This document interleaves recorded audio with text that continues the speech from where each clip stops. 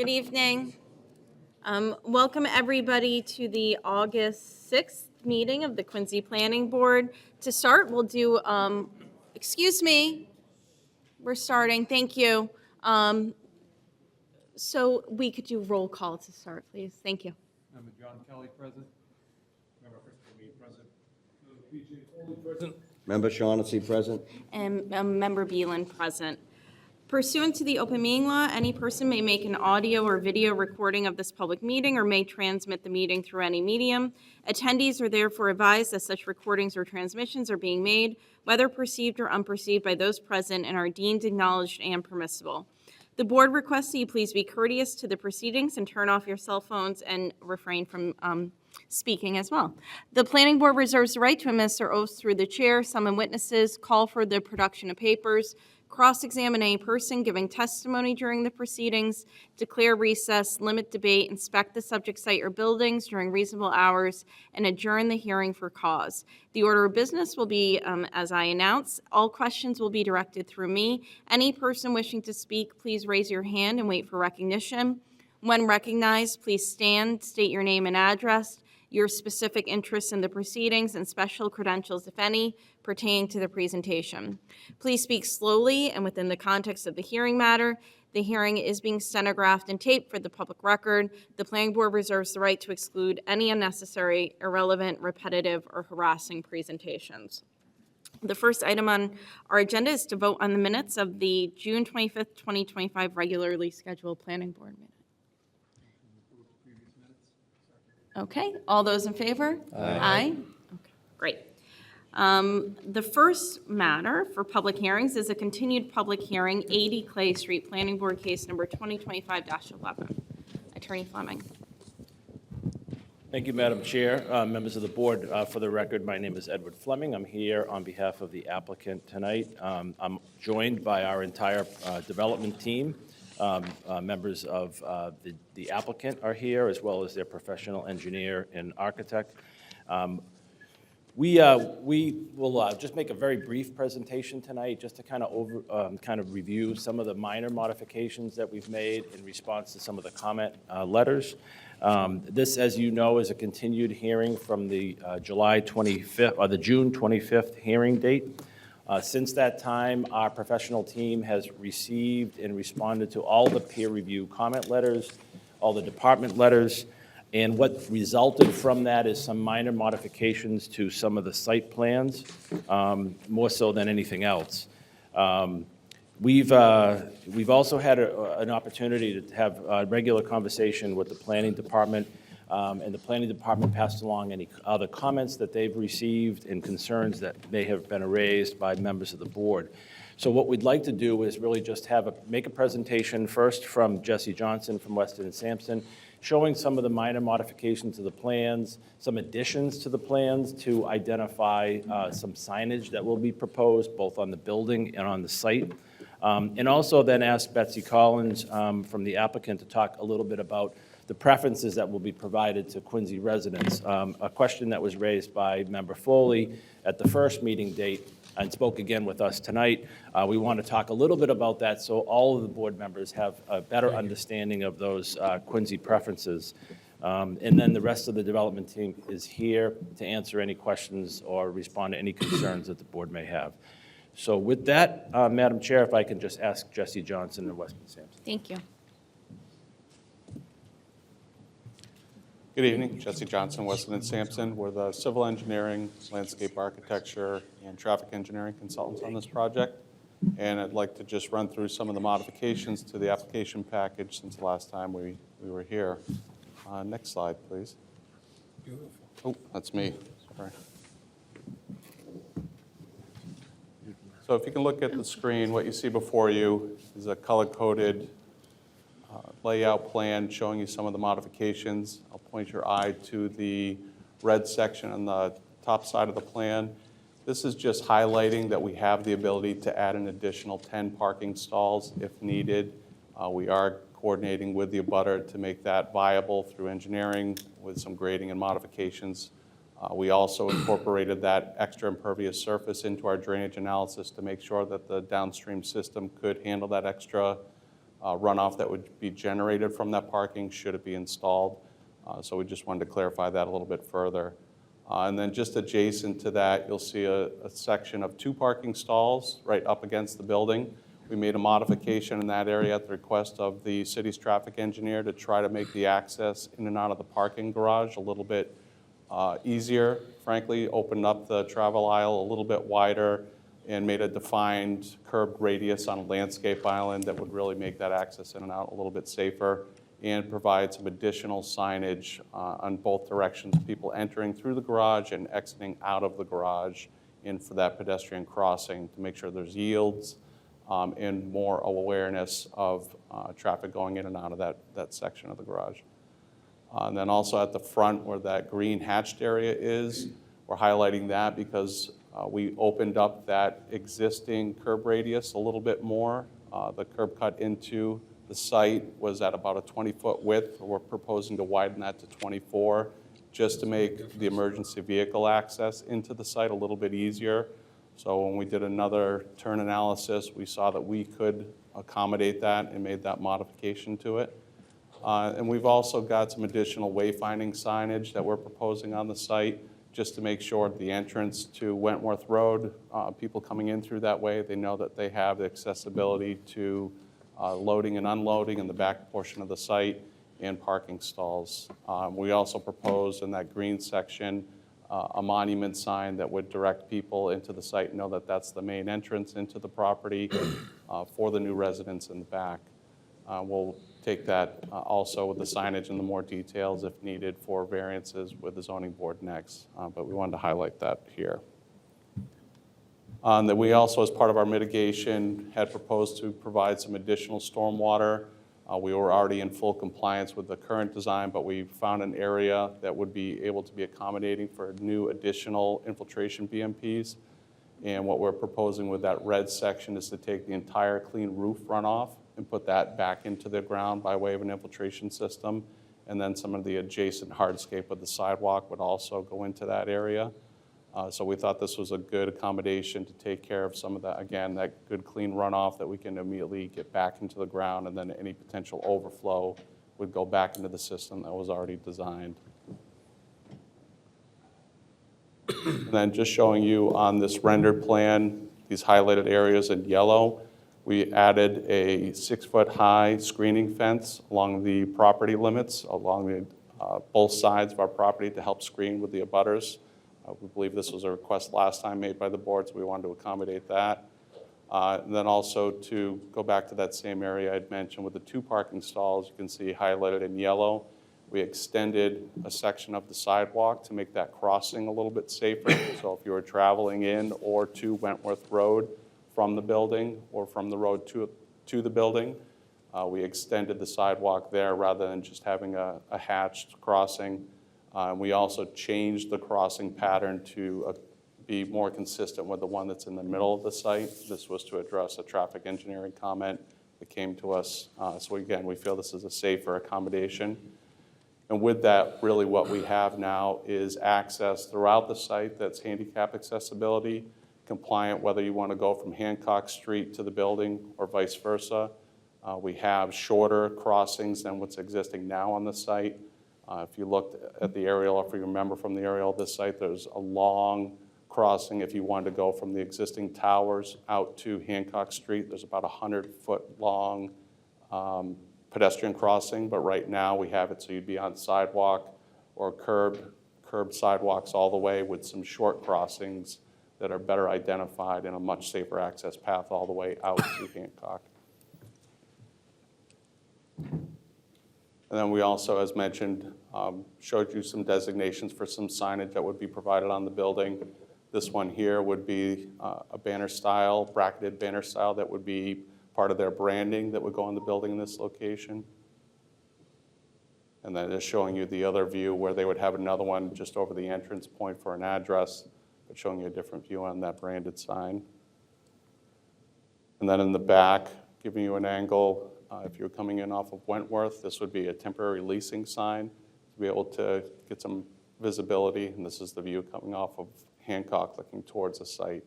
Again, just a temporary banner style sign that would let people know that there's leasing space available at the facility. And that's an overview of all the changes that we made to the site plan and the design since the last time we met, addressing all the comments issued to date. But we can certainly answer anything else or additional you might have for questions or comments. Sure. And I'm going to hand it over to Betsy, I believe, that was going to answer Okay. some things.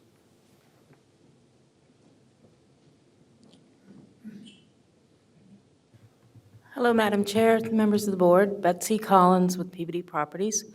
To continue and to further elaborate on the conversation we had last time about the local preference, this project will have a tenant selection plan. It will be approved by all of the lenders and various regulatory agencies. In that tenant selection plan, we will specify that we are requesting a local preference, and that local preference will be used for all initial leasing. So any of the initial leasing that will take place will be governed by that tenant selection plan, and it will define a local as someone who lives in Quincy, someone who works in Quincy, either for business or for a government agency. And it will specify that it has to have one member of the household to meet that requirement. Since we're building one-bedroom units, it could be a couple, but one member must meet that requirement. So that's the definition of a local under that preference. We will request the maximum that HLC, which is the state agency that governs that tenant selection plan, that we get the maximum of 70%, so that 70% of all of the units that are being offered in the initial lottery and lease-up will be for a local meeting that definition. The only exception would be if we are able to get up to 8 federally subsidized units. Those are exempt, but the remainder, and if we get state subsidies, those are also available for a local preference. So it's a little bit confusing, but I want to be clear that if we get up, we can only get 8 per project, so we may have 8 units, which would allow for deep affordability, but because they're federal, they don't allow a local preference. The way the initial lease-up will occur is by a lottery. The lottery will be open for a prescribed period of time. We'll advertise ahead of time, and as we did, as I mentioned in the moorings, which was 20 years ago, the same rules applied. We did a lot of advance work so that all of the individuals living in Quincy or meeting that requirement knew when the lottery opened.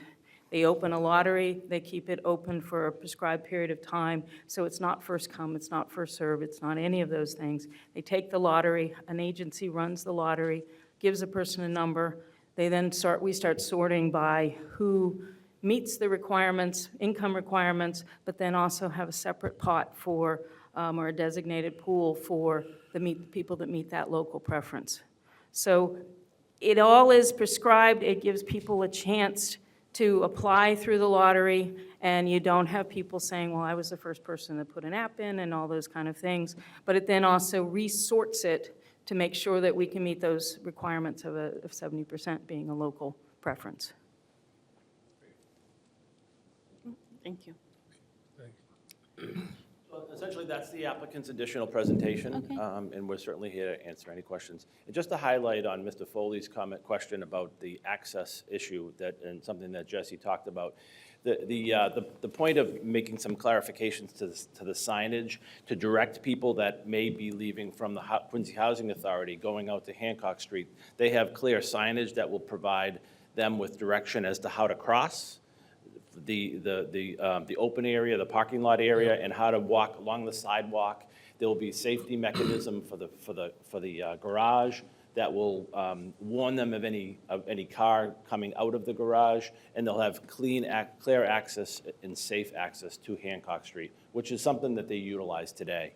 Right now, however, they cross a very long parking lot, really that's with no protections in place. So this new access actually will be safer, and it will be clear exactly which path they need to follow. Thank you. All right, let me see if anybody has questions. Any questions? Oh, yes, Member Foley. I apologize in advance. I do have one more, and it's an architectural question. My colleague, Mr. Shaughnessy, brought up last month rooftop access, or the potential for rooftop access. I went up to the neighboring building. I went up to the roof at Tobin Towers the other day. My God, what a view from up there. I mean, it's not as high as Granite Links, but it's a similar view. All of Boston Harbor Islands, downtown, it's spectacular. So you've got a pretty, we questioned last time the small second floor access for green space. Did a nice job with that, really. It is, it was, but you've got that roof and $1 million view. You know, if it could be considered just as some sort of a common space.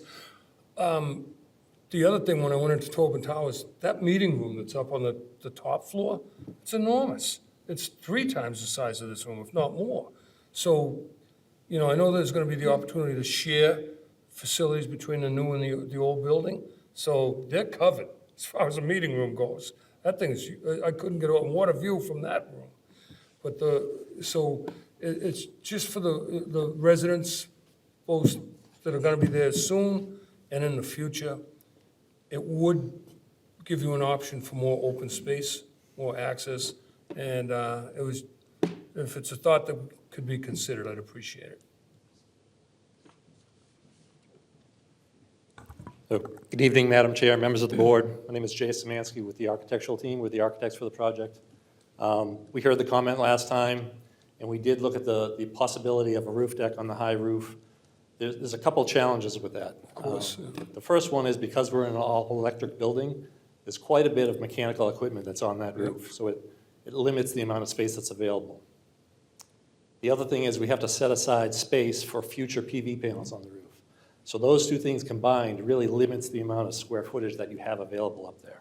So in lieu of that, we were using the second floor roof Correct. terrace to provide that outdoor space for residents. Well, thank you. You looked into it, and that was my question here tonight, because I just saw such an opportunity. I would like the opportunity for future photovoltaics, so that carries the day. So thank you very much for that. Jason, I can ask you a question too about you know I was going back to the balconies again, right? I mean, I can't help myself, you know? And I know I told you I thought it looked like a prison. I don't mean anything to be mean. The windows, do they at least open in the units, or are they fixed? They're all operable windows. They are. Yes. Screens, so they can at least get fresh air in and out? Yes. And the balcony department, that's closed, right? Is that what's going on Balcony with that? department is closed. Just too much money? Well, it's a cost factor, but it also would make the building larger. So to take space out of the units, the building itself would have to get wider to accommodate that square footage that you lose. And the site, as you know, is very tight. Tight. Thank you. Any other questions? Chair, Yes. so, Ms. Collins, I think we spoke last time, so this project will not be on the prevailing wage laws, correct?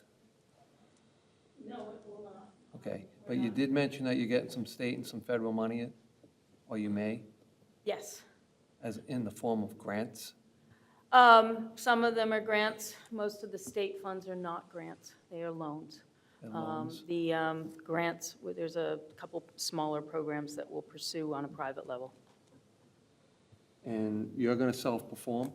No, No? You're going to Peabody does not. We will have a third-party contractor. You have a certified contractor. I think you heard me last time, but I am a champion for the men and women of the city of Quincy.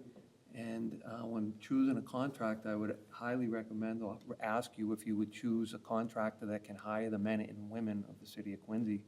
We work here, we live here, we'd like to work here, so. when you choose- We've selected our contractor. That was part of the procurement with the Housing Authority. But they are accustomed and are very proficient at meeting what we call Section 3 requirements for local, not only workforce, but also subcontractors. So that is a part of their contract. So they typically hire local contractors? They do. We also have, yes, so it's a requirement not only for that, but also under MBE and WBE participation. So they're very accustomed to bringing in locals and also making sure that we're getting a diverse population working there. Thank you. Sure. I have a question on that too. On bringing in the locals, and you said it's Section 3, is there a certain percentage? Like, I think Boston says it has to be like 10% city residents. Is there a percentage, or is it, what is the, There is a percentage. I think it's 10. It's 10. It's yeah. 10? Yeah, so it would be the same requirement. And Thank- it is monitored and regulated, so it's not something that, it is monitored all the way through the job. Thank you. Sure. I have a question before you sit down. And more, I think I'm just interested in it. So 70% local preference at the initial leasing. How does that work through once you're past the kind of initial leasing phase? So is it, you So know? the wait list will be, so you will occupy the building. The wait list will be established from that initial lottery process. So as each unit's filled, you keep a wait list, and that continues to be the mechanism to take people. There is not a mechanism that's permitted that says a local applicant that comes in 10 years down the road can jump that wait list. So the only period of time that preference is available is during that initial lease-up. Okay. Okay. Thank you. Sure. And then I do have a question about just the site, I guess, the lighting. So, and this might be in our materials, and I apologize if it is, just the pedestrian walkway, what lighting is being offered, I guess, along the pedestrian walkway and along the back of the building there? So the lighting throughout is either bollard style, where you have the, the Yeah. typical shorter that you would have along the walkways, but also you do have pole-mounted fixtures that will be accommodating the lighting throughout the parking area and access. So it's a combination of both. But we did provide a lighting study just to make sure that we don't have light pollution going outside of the property limits, but then also make sure that it's directly focused on the pedestrian access pathways throughout, and also in the parking stalls where people are getting in and out of their vehicles. Okay, great, thank you. Sure. All right, does anybody else have any questions? Okay, so this is a public meeting or a public hearing. Anybody wishing to speak, you can come up and speak, just raise your hand. Also, there are sign-in sheets if anybody would like to sign in. All right, I'll give it one more shot. So this is 80 Clay Street. So anyone wishing to speak? Oh, yes, sir. Hi, yep, so you just need to. No. Thank you. Good evening. My name is Patrick Mulcairn. I'm president of the Quincy Building Trades Unions. We represent thousands of construction workers that live, a lot of them live and work right in this area. And I was just wondering if they wouldn't mind telling us who the contractor is they hired, because they said they hired one. You got an answer for that?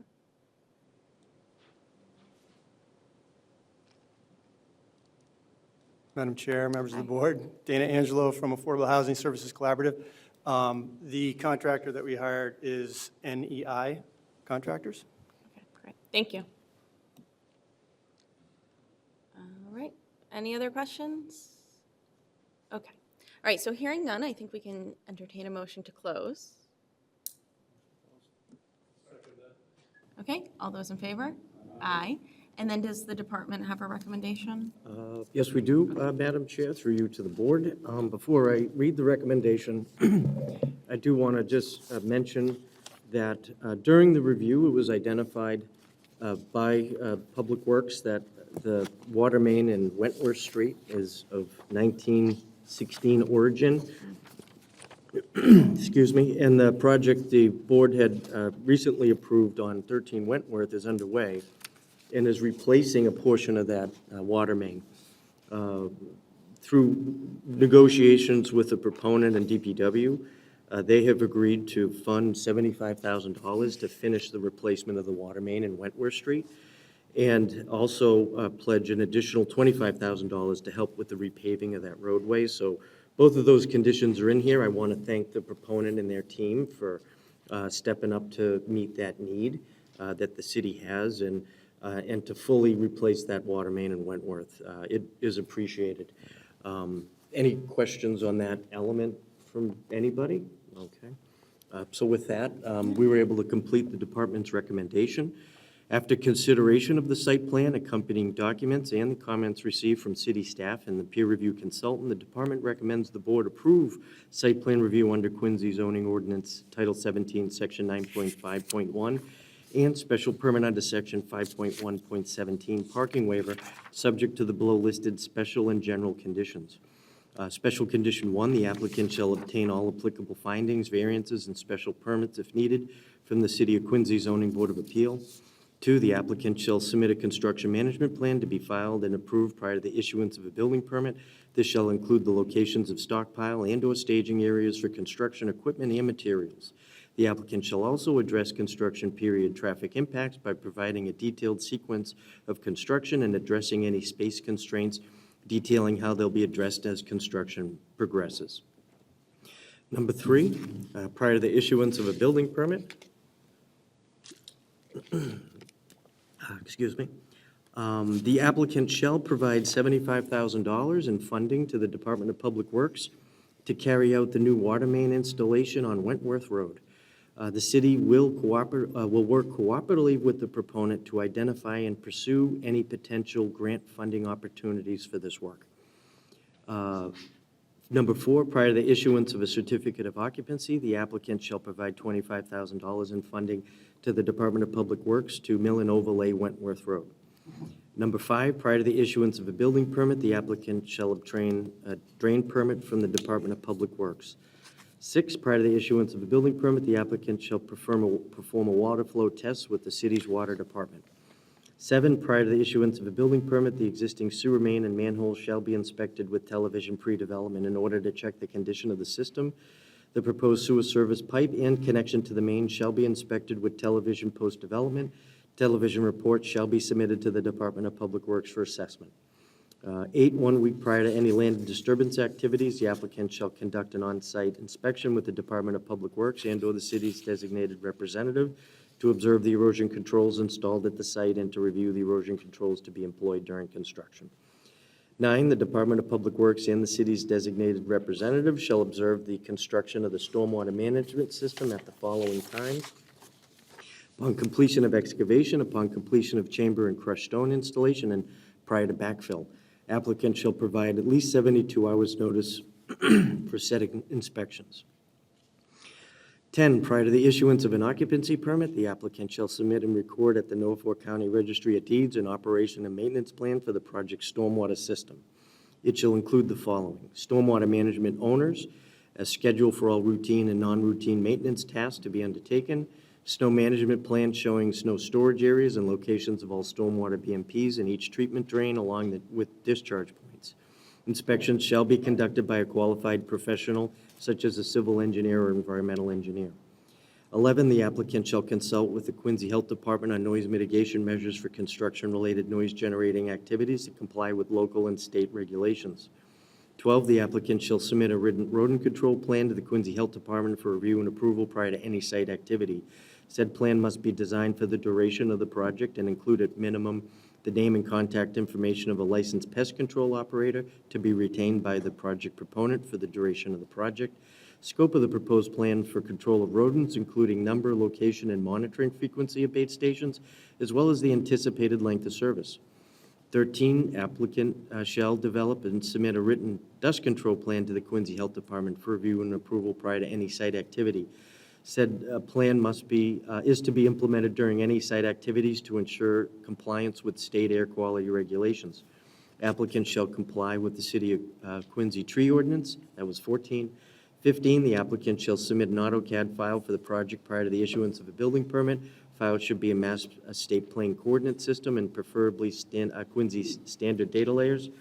16, upon completion of the construction, the applicant shall submit a report including certified as-built plan from a professional engineer or surveyor certifying that the stormwater management system has been constructed in accordance with the approved plans. The report should include a certification that the excavations of the proposed system were inspected prior to backfilling. The applicant shall also provide to the city engineer the digital file as-built plan showing all utilities, building footprints, reference bounds, and benchmarks defining the total site, facilities, and rights-of-way along with the AutoCAD file. The as-built plan shall be in a Mass State Plane Coordinate System. The plan should be stamped and signed by a professional land surveyor or engineer. 17, upon completion of the project, the applicant shall submit a stamped affidavit from a registered professional engineer that all utilities, water, sewer, and drain are constructed as designed and no illicit connections are found on the completed project site. And that would conclude the department's recommendation. Okay, thank you. Does anybody have any questions, comments? Anybody like to make a motion? Madam Chair, we make a motion that we accept the project Madam, we make a motion that we accept the project with the 17 special conditions that Mr. Stevens just read. So approve, the motion to approve. Is there a second? Second? Okay. All those in favor? Aye. Any opposed? No. Okay, great. Thank you. Good luck. Okay. So the next item on our agenda is public hearing of 141 School Street, Planning Board Case Number 2025-12. This is a new public hearing. This public hearing shall be conducted to review the application of Heritage Companies, 70 Quincy Avenue, Quincy, Mass. 02170 for site plan review under Quincy zoning ordinance, Title 17, Section 9.5.1, site plan review, and 5.1.17 parking waiver. The applicant proposes the construction of 4 new townhouses consisting of 4 floors with a 2-car garage for a total of 9 spaces on the lower level and 3 levels of living above. The proposal will also include professional design drainage controls and landscaping. The property contains 7,201 square feet of land and is located at 141 School Street. The subject property is located within a Quincy Center zoning district 10 and shown on Assessor's Map 1166, Lot 16.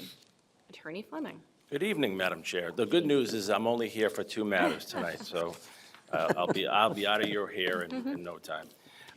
Again, for the record, Madam Chair, members of the board, my name is Edward Fleming. I'm here on behalf of Heritage Companies and Michael Kiley, its president, as the applicant in this matter. We're joined tonight also by Carlos Sculte and Mike DeTora from CEC, as well as Brian Donahue from Donahue Architects. Carlos and Michael and Brian will talk about the civil plans and architectural plans in a moment. As you indicated, Madam Chair, this matter is here before the board on 2 matters, a site plan review and a special permit parking waiver. The property at 141 School Street is a vacant parcel of undeveloped land right now. It's about 7,201 square feet, and it's located within a Quincy Center zoning district. That zoning district had changed a number of years ago from a business zoning district to the Quincy Center zoning district. The site is very unique. Although it has frontage on School Street, the site is actually significantly lower than School Street. So if you drive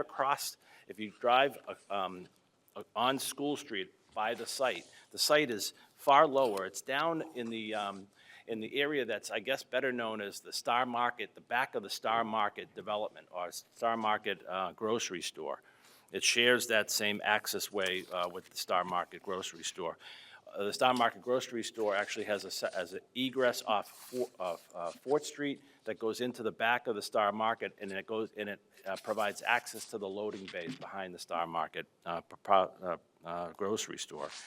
So this site is far lower than School Street. So as a result, this site doesn't have vehicular access from School Street itself, at least along the frontage. School Street then drops off dramatically as the topography changes, and as School Street joins 4th Street in that location. As a result of that, Mike immediately reached out to some of the neighbors and spoke with the neighbor or the owner of the property at 24th Street, which is an abutting property on 4th Street, and negotiated the opportunity to obtain an easement for vehicular access to his site. So the vehicular access to this site will be provided by way of the driveway that also services 24th Street. And there'll be an access that will be able to, that Mike will have the opportunity to utilize that driveway to provide access to the back. The area of the back of the site, as I said, is a very kind of odd and strange area. As I said, it shares the access with the Star Market grocery store, but the town brook also runs in that location. And the town brook is culverted for the area that's close to Fort and School Street for a portion of time, and then it actually is open behind the Star Market Plaza or the Star Market grocery store. So it's a very unusual site in many respects. And it required quite a bit of work on behalf of the team to address all of those issues in order to move forward on this proposal. This proposal will require not only the hearing and the approval of this body, but will also require the approval of the Conservation Commission to address issues related to the town brook, and it will require approval from the Zoning Board of Appeals because of the new Quincy Center zoning district. The proposal that's before you tonight, and Carlos and Brian will share it in more detail. Mike is proposing to construct 4 new townhouses. It's not a large site, it's not a big development, but 4 new townhouses that will sit on School Street. But the buildings will be 4 stories from the grade, which will provide garage access from the rear of the site through the easement to garages underneath the units, and then there will be levels of living above. That living above will provide standard living area, living room, dining room, kitchen and bath, and closet and then on the second level, and then 3 bedrooms and 3 bathrooms on the upper level. I think the really exciting opportunity here, and Mike saw this and really thought outside the box about how he can improve this area, is Mike is also proposing, in addition to the building of this structure, of these 4 units, he's proposing to uncover a portion of the culverted section of the town brook.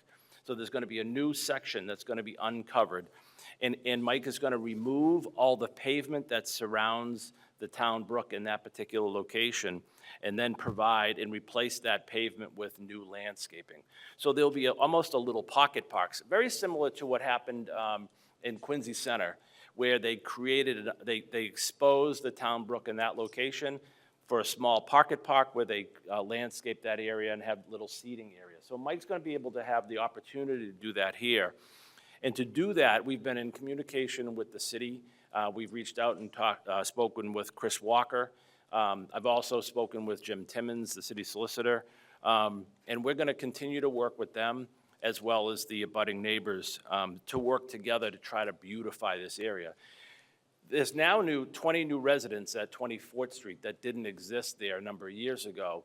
And with these new residents, that area, that paved area is really not, it's not attractive to those new residents. So this new landscaped area with the exposed brook will actually provide a new, and a beautiful new pocket park for the utilization of those new residents.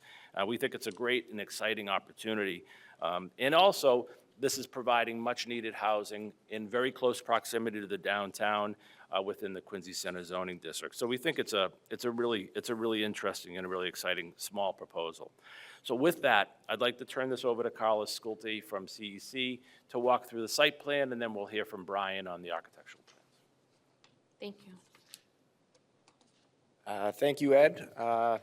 Madam Chair, members of the board, Carlos Sculte with Civil and Environmental Consultants with the civil engineers on the project. So as Ed mentioned, the context, the site you see in front of you, the Star Market is the big white building that you see in the middle of that aerial image.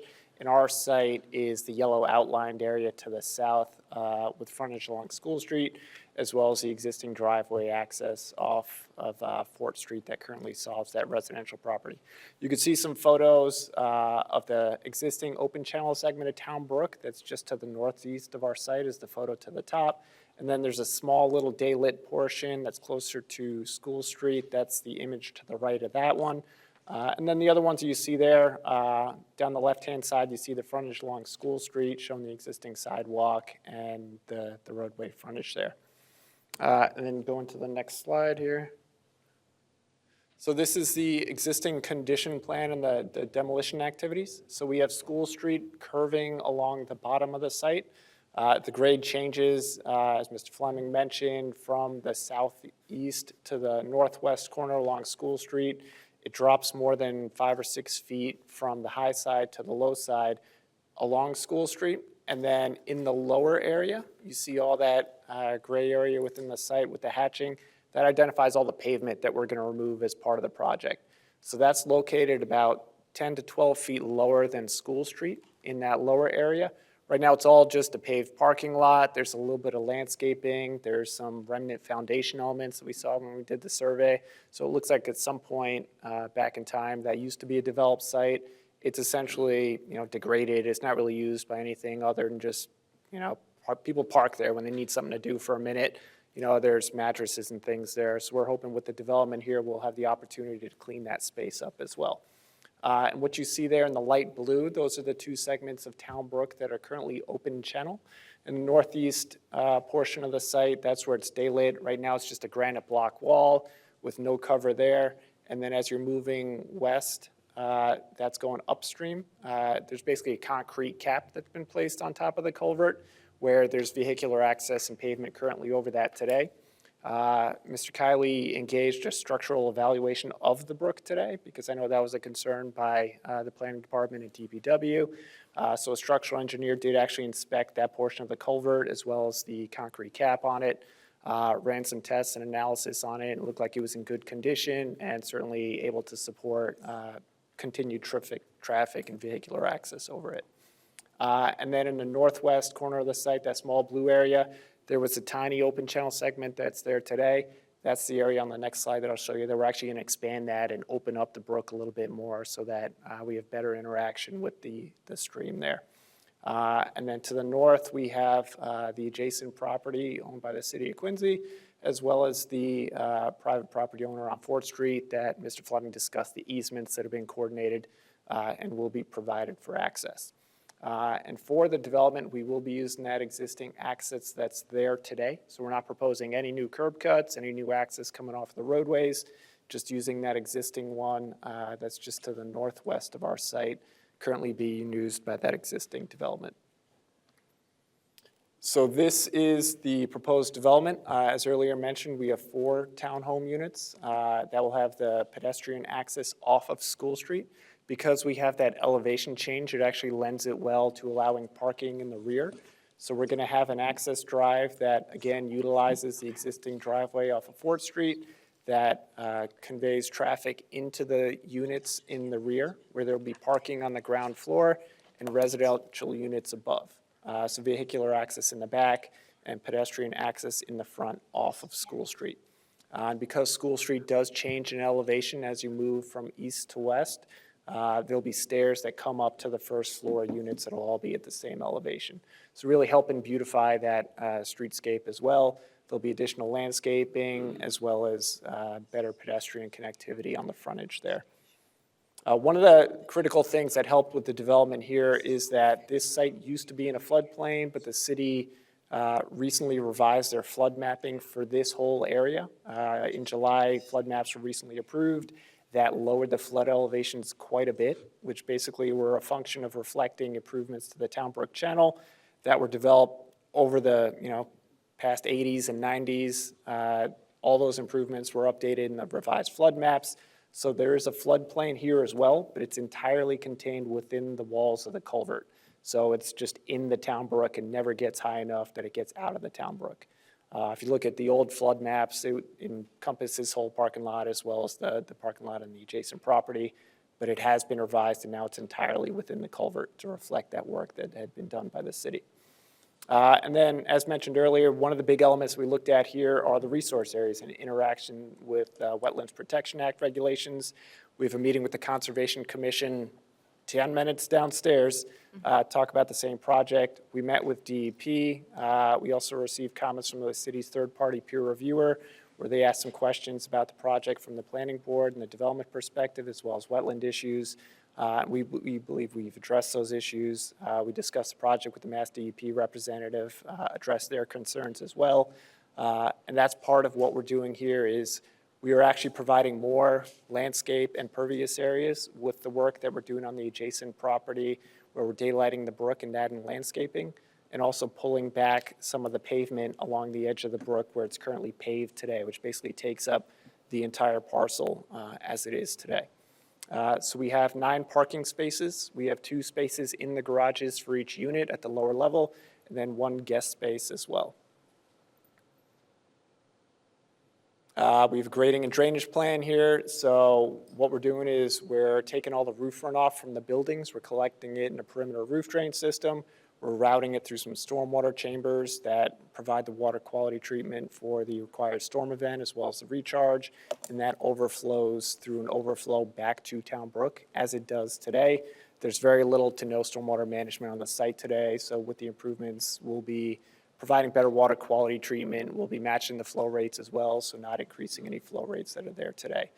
So all fully compliant with the Massachusetts stormwater regulations and providing a good improvement to the project site as well.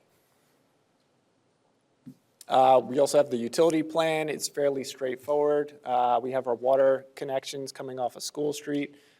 Because it's a 4-unit building, there will be fire suppression, fire sprinklers in the building, so we'll have a new fire service connection as well as domestic service connections. We'll be working with National Grid for the electric services for the development.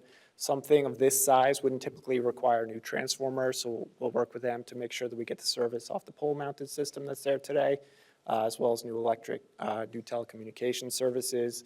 There is a sewer line that actually crosses through the site and goes under the culvert. And we'll be tying into that sewer system. That's something that we'll be working with DPW. They had asked that we perform a CCTV survey of that sewer line prior to and after the construction of the project. So we'll be performing that video investigation, make sure it's in good condition, and addressing it appropriately. So very straightforward there, just tying into that service with the new manhole. Very small project, little impact on the utilities in the neighborhood here. And then here we have the landscape plan, which really highlights the additional work that we're doing to improve the area. So a lot of the landscaping that we're showing in the northwest corner of the site, that's really to help and play off the opening of the Town Brook culvert that we have there. We'll be adding new deciduous trees, shrubs, as well as landscaping that provides shade and additional cooling effects for the waters in Town Brook there, and also additional trees and landscaping along the northeast corner where it's currently daylit as well. And then along School Street, right now, it's just, overgrown trees with a fence that's kind of falling apart a little bit. So we'll also be working to add new vegetation and landscaping along School Street, which we think will be an improvement along that edge as well. And then we have a photometrics plan, really little impacts on site lighting for this site. So there'll be gooseneck lights over the back garage entrances, which will all be building mounted.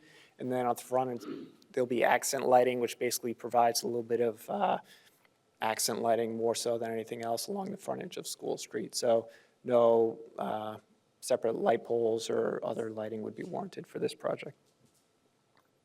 So with that, I'll turn it over to Brian to speak to the architecture.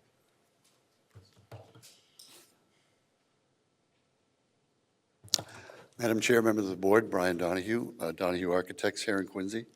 There really isn't much more to say after Ed and Carlos. But so, as they mentioned, the site configuration, the grade changes make this an interesting project. And it almost is screaming for this kind of a development because of the grade change and the pedestrian entrance from the sidewalk, parking access from the rear. So it presents as 2.5 stories from School Street, and another story from the parking area in the back and the Star Market parking lot. Just a little historical tidbit. There was a building on this site at one time. It was actually a synagogue at the turn of the century, and the building right next door was a church at one time as well. There's actually some history as you go up the street. There's a police station there for the Quincy Police Department. So there's a little bit of history, but this infill project is kind of appropriate, we think, because of the configuration of the site and the surrounding neighborhoods and the character of the neighborhoods. So very simply, I'll be brief. I know you've got a busy evening. These are 4 townhouse units with about 1,600 square feet, 3 bedrooms, 3.5 baths. The garage level, the lower level, parks 2 cars each. Up the stairs to the living, kitchen, dining area, half bath, and then up to a second level of 2 bedrooms and 2 baths, and the master, the primary suite, is on the top level. And also up on that top level is an outdoor deck. So that provides each unit owner with some fairly generous outdoor space.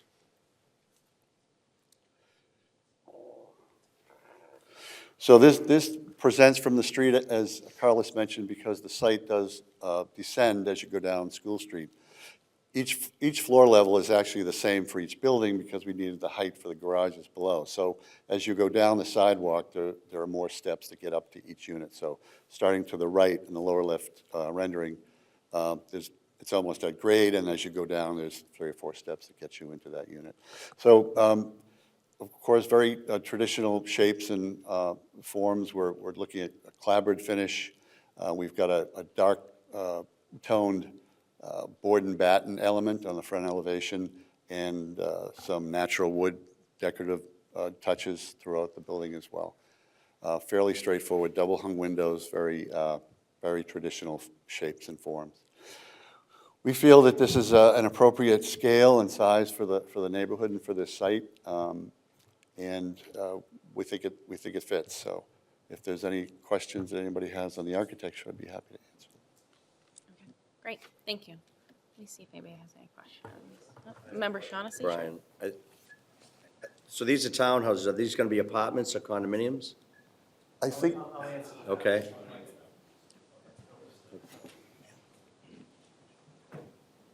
Oh, microphone. Hi, Michael Kiley with Heritage Companies.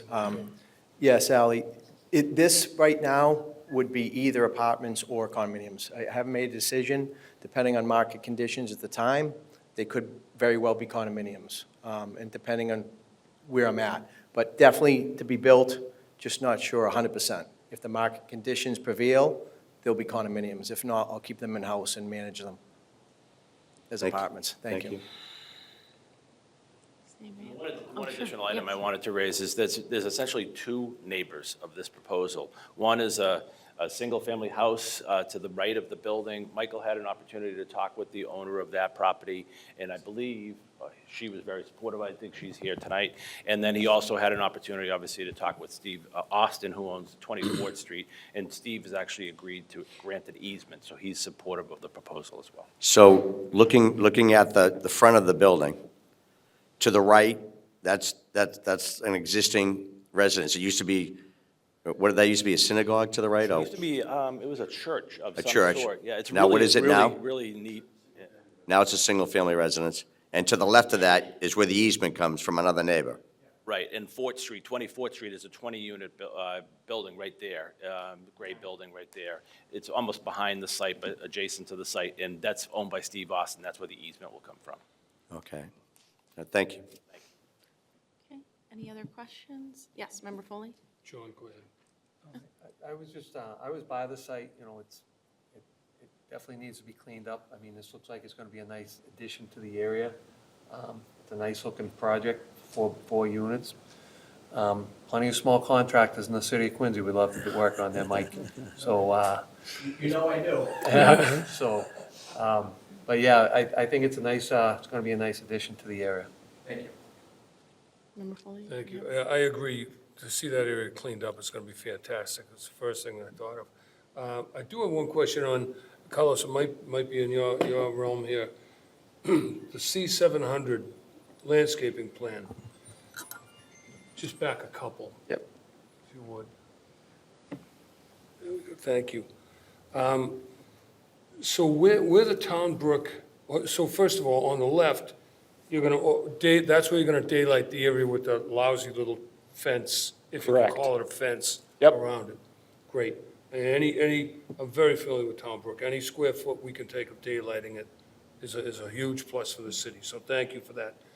The other end, where there's the wall in Town Brook, and you have some really nice landscaping here, that rounded area, that butts up against the wall itself, I believe? Correct. There's Yep. some kind of fence that's fallen apart a little bit. We'll be installing a new fence along that edge and tying into the abutters. Well, when you're there, as you guys well know, the brook's fairly loud. I mean, it is literally a babbling brook. You can hear it. You know, the last project I recommended, a rooftop deck, you could just about see their eyeballs pop out of their head. Mike, for you, I'm thinking maybe a bench, you know, something in that area, Carlos, just, I mean, it's such a nice little amenity. You've literally got a natural brook. The Town Brook smelt run, and everything running right through there. Yep. So, you know, I like the landscaping design. I like, you know, the shading of the area. But that little curve that you have right at the head where the wall is, just something so that you're, We did that 22 mechanics. If you Yeah, could just, yeah. if you're just going to speak, if you could just, No, you're- that- I can speak to No, that even, that's because we okay. worked on that one, but I'm we did the familiar same with thing on With mechanics. the daylighting of mechanic, that was really, really nice. And you did put it in, a nice, you made the most of a very small area. I'm thinking of, your future tenants or the property owners there. That'd be a great place, Yeah, just we- to sit. we could definitely consider that. One bench, no big deal. No rooftop decks, Mike. But, Got balconies. and balconies. for And Mr. and Chair. balconies for me. I just want to ask something on the front and the back in this rendering that we're looking at. So the main entrance is going to be, the people are going to come in through the garage, Yes. right? And then when a guest comes over, so you have 2, 4, 6, 8 parking spots, one guest spot. Where's the guest spot going to be? So the guest spot, you could probably see it better on the layout drawing. So it's almost where we were just talking about placing that, went a little too far. So where we were placing that bench closer to the open channel of Town Brook at the northeast corner of the site, that would be the guest space. So we have, it's a parallel space. So somebody would pull in and park there for a parallel space. So if someone is coming over to visit, and there's more than 3 visitors, let's say it's Thanksgiving, right? So one gets to park outside, everybody else is parking inside, and there's no room, any more room for any guest parking anywhere. Or like, they couldn't block the garage entrance, because that would then stop access to the next unit, right? It's too narrow, Yep. right? So we do have the traditional driveway width behind the units, so I believe that is 24 feet there. So if push came to shove, we wouldn't recommend or suggest it, but there's 2 spaces for each unit. So, they're 3-bedroom units, so there'll probably be 2 cars, 1 or 2 cars for each one of those units. There is opportunity to, maybe shuffle some things around there. There's 4 tenants. Over time, they'll get to know each other. I imagine there would be opportunities for them, to work together and work out some sort of nuances there. It'd be unlikely that everybody would have a guest all at once. We did provide a parking analysis as one of the things that was requested as part of this project. So that parking analysis looks at what you use based on the total bedrooms as well as the total unit count, and that would be anywhere from 7 or 9 spaces that would be typically required. We're providing 9 spaces for the project. So I appreciate the guest parking. If a couple people all have guests, with any development, that turns into something that they would just have to manage. Well, I appreciate what you're doing there. I think it's a nice addition, as everybody else had said, too. I like it. And I just get nervous about too many cars being there, and then the neighbors, but you only have a neighbor on, they've already agreed they're going to help you out there. So that's, just don't want to upset the other people in the area. So I like it. I think it looks good. Thank you. Yeah. All right, so this is a public hearing. Anyone wishing to speak, if you could just come up to the podium, you can raise your hand. Also, there are sign-in sheets. If you're for or against, just want to lodge that you're here, you can sign in as well. So, anyone wishing to speak on this? It is 141 School Street. Okay, all right, great. So I think we have enough information to close the public hearing. Is there a motion to close? Okay, all those in favor? Aye. And, I didn't make any comments, but I will say, I just think the design was beautiful. I like the different materials.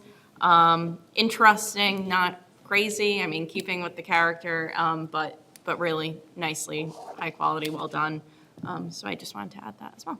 So, does the department have a recommendation? Yeah, Madam Chair, through you to the board, I want to just mention that this application did come in to the department for the June meeting, but we had a very full agenda in that June meeting. So we were able to get the review underway with the departments and the peer review. A lot of those comments have come back, they've been answered. And I think based off of the commentary tonight, the department is prepared to make a recommendation.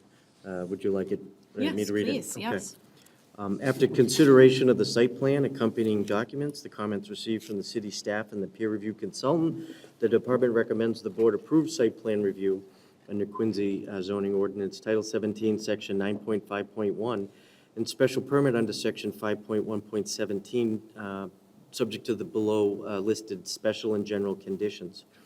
The applicant shall obtain all applicable findings, variances and special permits if needed from the City of Quincy Zoning Board of Appeal is number 1. 2, the applicant shall submit a construction management plan to be filed and approved prior to the issuance of a building permit. This shall include the locations of stockpile and/or staging areas for construction, equipment, and materials. The applicant shall also address construction period traffic impacts by providing a detailed sequence of construction and addressing any space constraints and detailing how they will be addressed as construction progresses. 3, the applicant shall reconstruct the sidewalk along the entire property frontage on School Street with bituminous concrete and reset or replace the granite curbing as specified by DPW. 4, prior to the issuance of a building permit, the applicant shall obtain a drain permit from the Department of Public Works. 5, prior to the issuance of a building permit, the applicant shall perform a water flow test with the city's water department. 6, prior to the issuance of a building permit, the existing sewer main and manholes shall be inspected with television pre-development in order to check the condition of the system. The proposed sewer service pipe and the connection to the main shall be inspected with television post-development. The television report shall be submitted to the Department of Public Works for assessment. 7, 1 week prior to any land disturbance activities, the applicant shall conduct an on-site inspection with the Department of Public Works or the city's designated representative to observe erosion controls installed at the site and review the erosion controls to be employed during construction. 8, the Department of Public Works or the city's designated representative shall observe the construction of the stormwater management system upon completion of the excavation and upon a completion of the chamber and crushed stone installation and prior to backfill. Applicant shall provide at least 72 hours' notice of said inspections. 9, prior to the issuance of an occupancy permit, the applicant shall submit and record at the Norfolk County Registry of Deeds an operation and maintenance plan for the project stormwater system, which shall include the following: stormwater management system owners, schedule for all routine, non-routine maintenance tasks to be undertaken, snow management plan showing snow storage areas and locations of all stormwater BMPs in each treatment train, along with discharge points. Inspection shall be conducted by a qualified professional such as a civil engineer or environmental engineer. 10, the applicant shall consult with the Quincy Health Department on noise mitigation measures for construction-related noise-generating activities to comply with local and state regulations. 11, the applicant shall submit a written rodent control plan to the Quincy Health Department for review and approval prior to any site activity. Said plan must be designed for the duration of the project and include the name and contact information of a licensed pest control operator to be retained by the project proponent for the duration of the project, and a scope of the proposed plan for the control of rodents, including number, location, and monitoring frequency of bait stations, as well as the anticipated length of service. 12, the applicant shall develop and submit a written dust control plan to the Quincy Health Department for review and approval prior to any site activity. Said dust control plan is to be implemented during any site activities to ensure compliance with state air quality regulations. 13, the applicant shall comply with the City of Quincy tree ordinance. 14, the applicant shall install stone or concrete monuments to delineate the public right-of-way. Monuments shall be set by a professional land surveyor. 15, the applicant shall submit an AutoCAD file for the project prior to the issuance of a building permit. File should be in Mass State Plane Coordinate System and preferably in Quincy Standard Data Layers. 16, upon completion of construction, the applicant shall submit a report including certified as-built plan from a professional engineer or surveyor certifying the stormwater management system has been constructed in accordance with the approved plans. The report shall include a certification that the excavations of the proposed system were inspected prior to backfilling. The applicant shall also provide to the city engineer the digital file as-built plans showing all the utilities, building footprints, reference bounds, and benchmarks defining the total site, facilities, and rights-of-way, along with an AutoCAD file. The as-built plan shall be in Mass State Plane Coordinate System. The plan should be stamped and signed by a professional land surveyor or professional engineer. 17, upon completion of the project, the applicant shall submit a stamped affidavit from a professional engineer that all utilities, water, sewer, and drain are constructed as designed and no illicit connections are found on the completed project site. That would conclude the department's recommendation. Thank you very much. Does anybody have a motion to approve, subject to the special conditions? Madam Chair, I make a motion that we approve the project at 141 School Street with the 17 special conditions read by Mr. Stevens. Is there a second? I'll second that. Okay, all those in favor? Aye. Any opposed? None. That's unanimous. Thank you. Good luck. Okay, So we'll be continuing, and one note, so we are being filmed for QATV, so please speak into the microphone at the podium if you do go up to make comments. The next item on the agenda is public hearing 1630 Hancock Street, Planning Board Case Number 2025, COC 01. This public hearing shall be conducted to review the application of 1630 Hancock LLC, 55 Seaport Boulevard, Boston, Mass.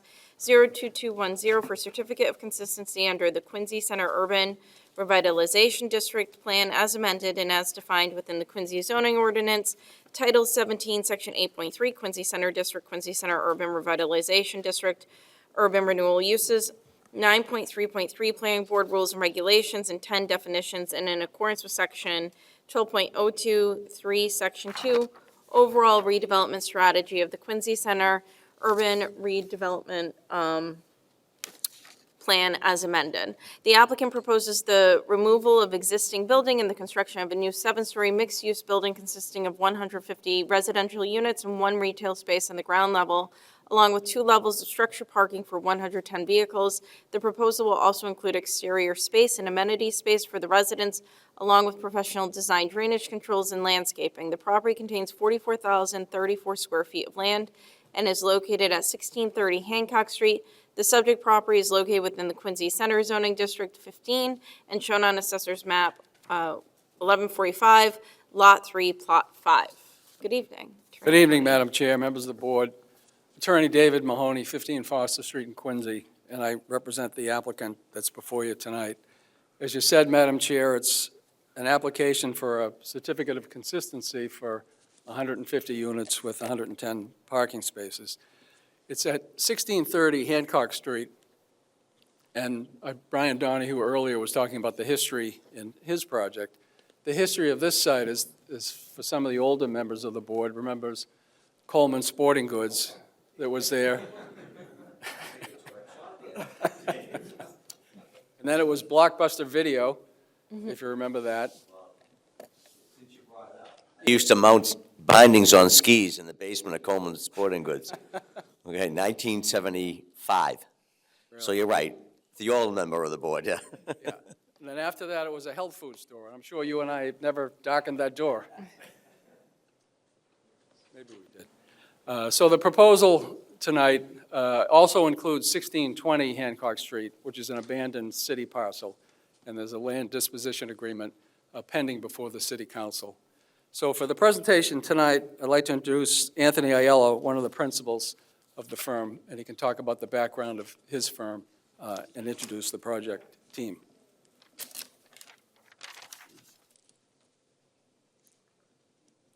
Good afternoon, or evening, Madam Chair, members of the board. My name is Anthony Aiello. I'm a project executive with Boston Global Investors. Here with me this evening is John Hines IV from Boston Global Investors, Kenneth Hartfield from DeMille Schaefer, our design architect, Zach Richards from Bowler Engineering, our civil engineer, and Lorenzo Dantas from VHB, our transportation engineer. They'll do all the hard work this evening. Just to briefly orient you at the site, as Dave mentioned, it's 1620 Hancock Street and 1630 Hancock Street. You have Hancock Street to the west, Mechanic Street to the east, and Elm Street to the south. The current conditions of the site, the old Good Health store, Blockbuster, in Coleman Sporting Goods is a vacant building currently, doesn't have any businesses in it, and the parking lot is sitting empty. And then at 1620 Hancock Street, the city of Quincy demolished the building a little over a year ago, and that's sitting vacant today. So what this project will really help, I think, revitalize an important gateway parcel in the city of Quincy. Just to introduce Boston Global Investors, we're a local development company. John and I both live locally, and this is the first of what we hope to be many projects with the city of Quincy. I'd like to introduce Kenneth to come up and talk a little bit about our design.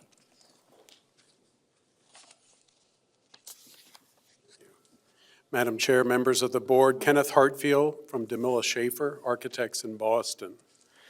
The proposed building presents a bold statement with crisp, modern architectural design that takes its clues from the historic masonry and stone buildings of Quincy. A large masonry volume runs along Hancock Street and sits in front of the lighter-colored courtyard walls behind. The building holds the urban street edge and presents ground floor retail along Hancock Street, will really bolster the pedestrian activity there. And the residential lobby is right here at the corner of Elm and Hancock. The building takes advantage of a 10-foot slope across the width of the site, where 6 stories presents itself on Hancock Street and 7 on Mechanic Street, such that the parking at the lowest level is entered off of Mechanic Street in the back and runs on that floor, and then the level above also.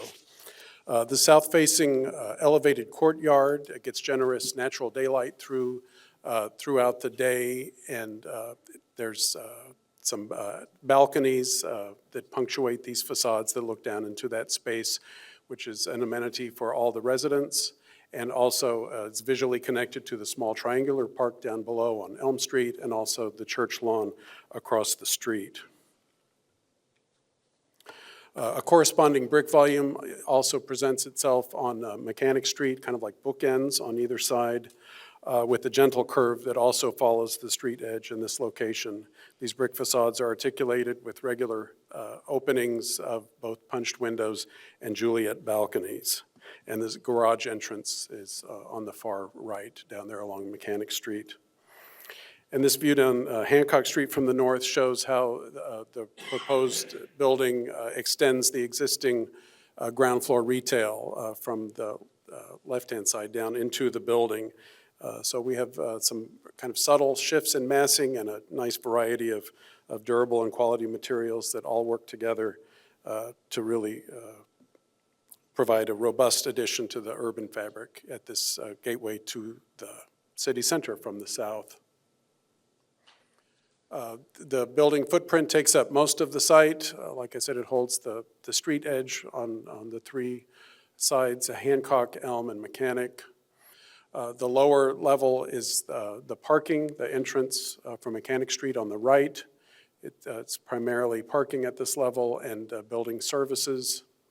And then it starts ramping up in a counterclockwise motion, and much of this first floor on Hancock Street is also parking.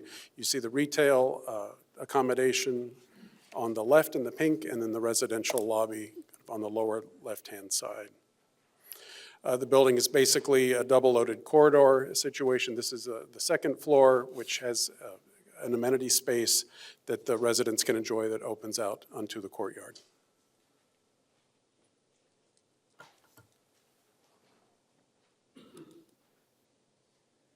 Good evening, members of the board. Zach Richards, Senior Project Manager with Bowler. We're the site civil engineer and landscape architect on the project. As you saw from a lot of those renderings, we're really taking advantage of this project to introduce some additional mature street trees and landscaping that doesn't exist out there today. Currently on Hancock Street, we've noticed it's primarily Zelkovas, so we've continued that down Hancock Street as well as down Elm Street, extending those mature street trees. We're proposing, 2.5 to 3 inch caliper mature trees. We're also including a brick accent between the street trees with some additional landscaping, which will include some benches and bike racks as well. And have taken advantage also of some opportunity to widen the sidewalk a bit along the frontage of the building and project. I'll point out at the top of the page here, you can see there's a small curb cut and alleyway. That's to support loading activities as well as locate a transformer to serve the building.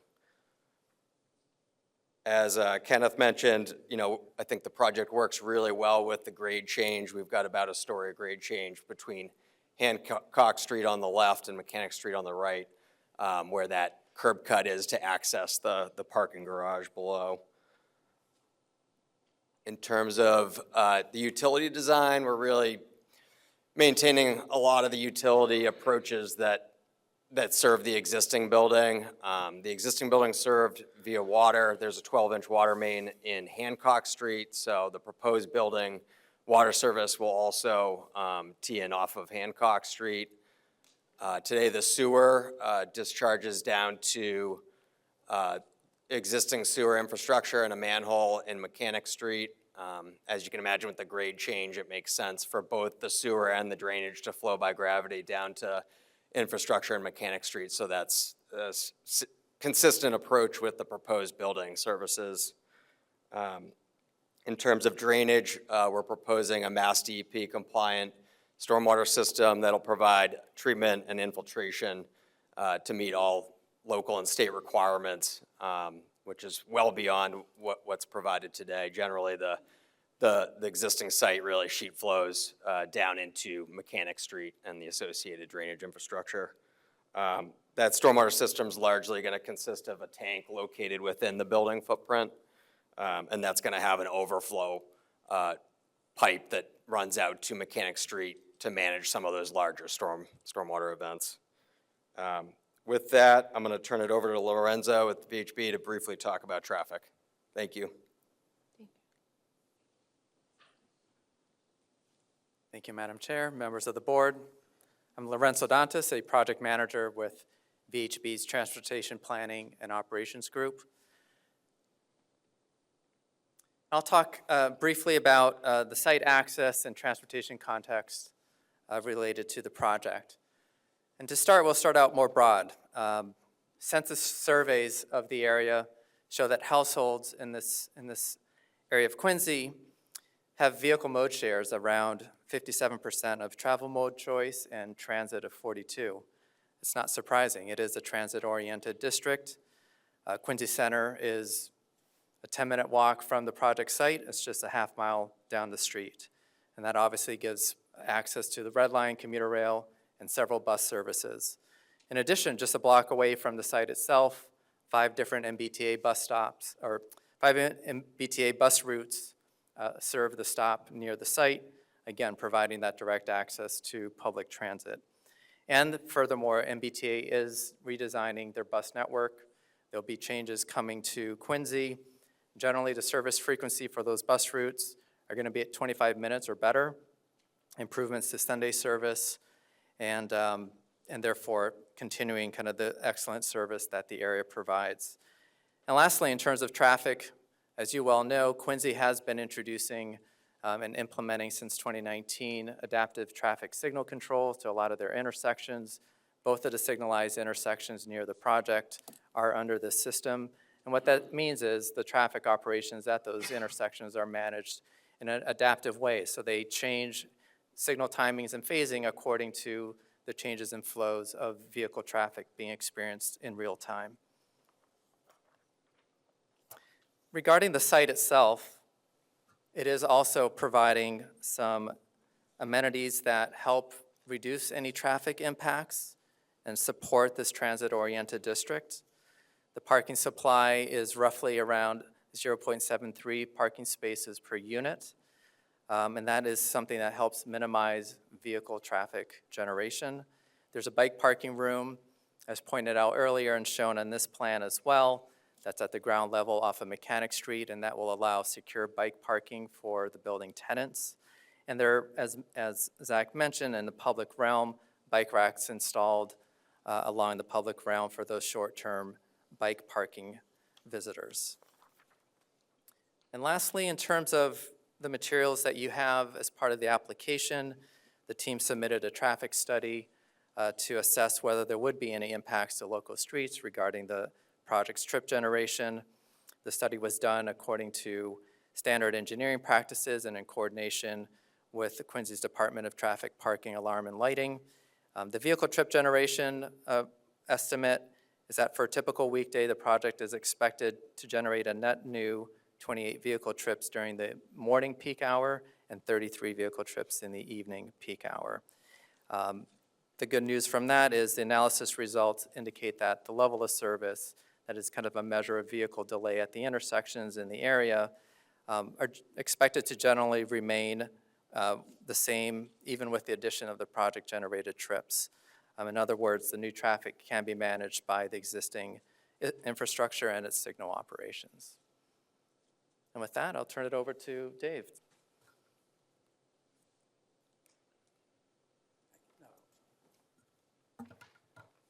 Madam Chair, that concludes our presentation. The team is here for any questions. Great. Does anybody have any questions on the board? Yeah, Madam Chair? Yes, I have yeah. a few questions. So, I'm looking at that, so half of the building's gonna be brick, is that correct? That half of it's brick? And then what's the other half? We're looking at a larger format panel, either porcelain tile or fiber cement, but something to really kind of play off the brick, kind of in a contrasty way. Okay. And then, I know my partner Ally would be happy, I see plenty of balconies here on this project.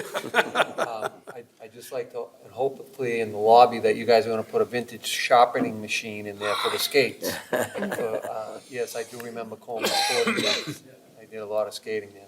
No, it's, a couple other things, I mean, is this gonna be an all-electric building?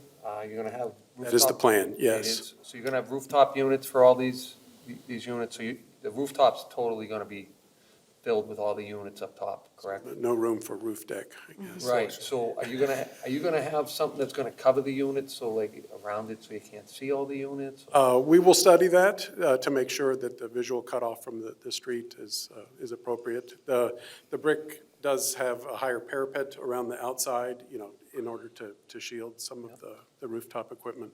Are you gonna be using solar at all on the building? No, no solar? And how about your EV charging stations? I didn't see any on the plans. Yeah, we'll have to study that a little bit further, but, we have to have someone say. Okay.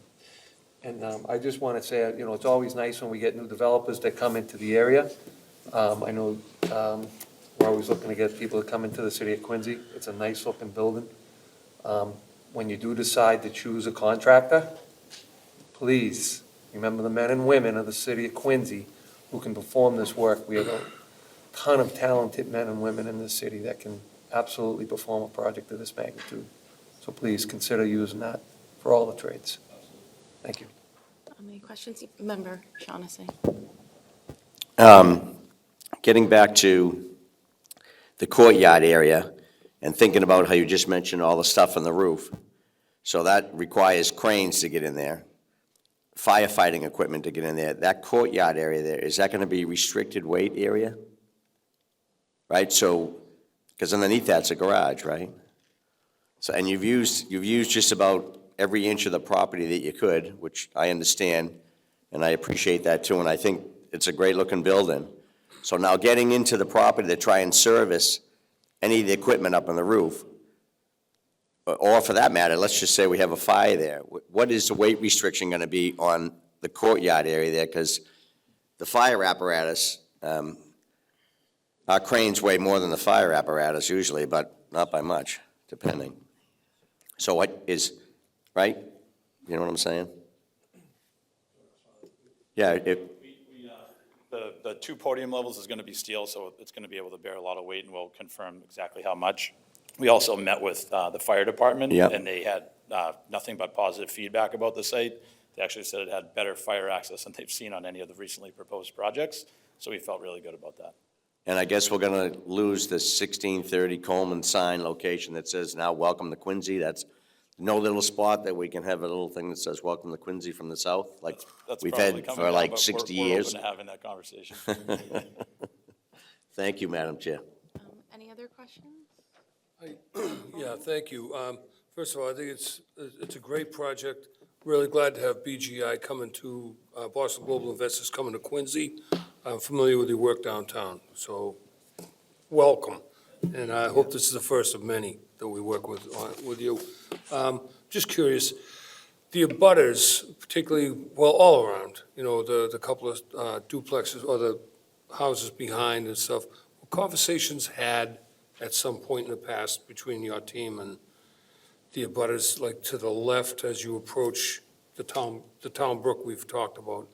And those buildings are tired too. It would have been great just to move towards Quincy Center with your project. And I'm just curious if they were approached and said no. Well, if that's inappropriate and you don't want to talk about it, I'm fine. But I think this is fantastic. God knows that that area has needed something for a long, long time. The building that the city finally took down, you know, that was in a burned-out hulk for far too long. So this is just great. And one thing, I never have to say anything about hiring local because my colleague and friend John does such a great job. I am going to mention something because of the proximity of this. I should know the exact number, I used to, but there was a calculation that about 85 cents of every dollar spent when you do hire somebody local, 85 cents of that dollar gets reinvested in the local economy. So you have a young woman that could be a bricklayer, or me, you know, if I'm working on a project like this, I can take my family to the Fox and Hounds for dinner because I, you know, worked on this project. Even better, and the reason I normally never say anything, but I will for this one, you could have your future tenant in there that would be putting a roof on this building as they're building it. And how great would that be? You talk about being vested in the project and in the community, you know, so this is the one time that I will echo my friend here. I always agree with him on that, but this is the one time I'll say this is a unique opportunity that you could really reap a benefit by working local and hiring local. So congratulations, I'm thrilled with this, and it's great to have BGI working in Quincy. So I'm fine, Madam Chair, thank you. Okay. I do have some questions. The parking on site, is that solely for the residential use, or will that also be for the retail? It's planned for the residential use. Okay. So there's an elimination, right now, there's retail use, or has historically been retail use, and that's had a parking lot. Yes, that's had a parking lot. Yeah. in And the so now there's past. an elimination of that parking lot, but the retail use is increasing by 500 square feet, is that right?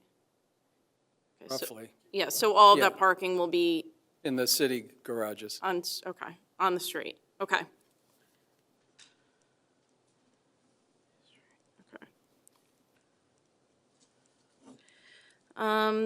I saw just, I will ask about the adjacent lots. It looks like there's some hash marks, or dash marks on the plan that you had shown. And I was just wondering what those were. So I don't know if you can go back to it. On the civil plan?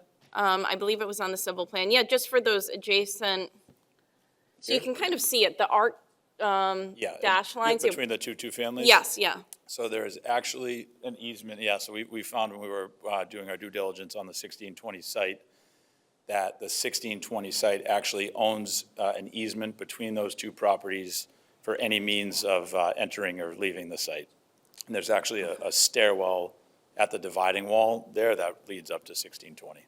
Okay, We so could is there, provide that for you. there any proposed use of that in connection with the project, at least as it's designed? There is not at the moment, but we, I guess, technically just reserve the right to use it. Yep, okay. Okay. And then just, I guess, trash collection, deliveries to the site, all of that is being, happening via that alleyway, is that correct? So the,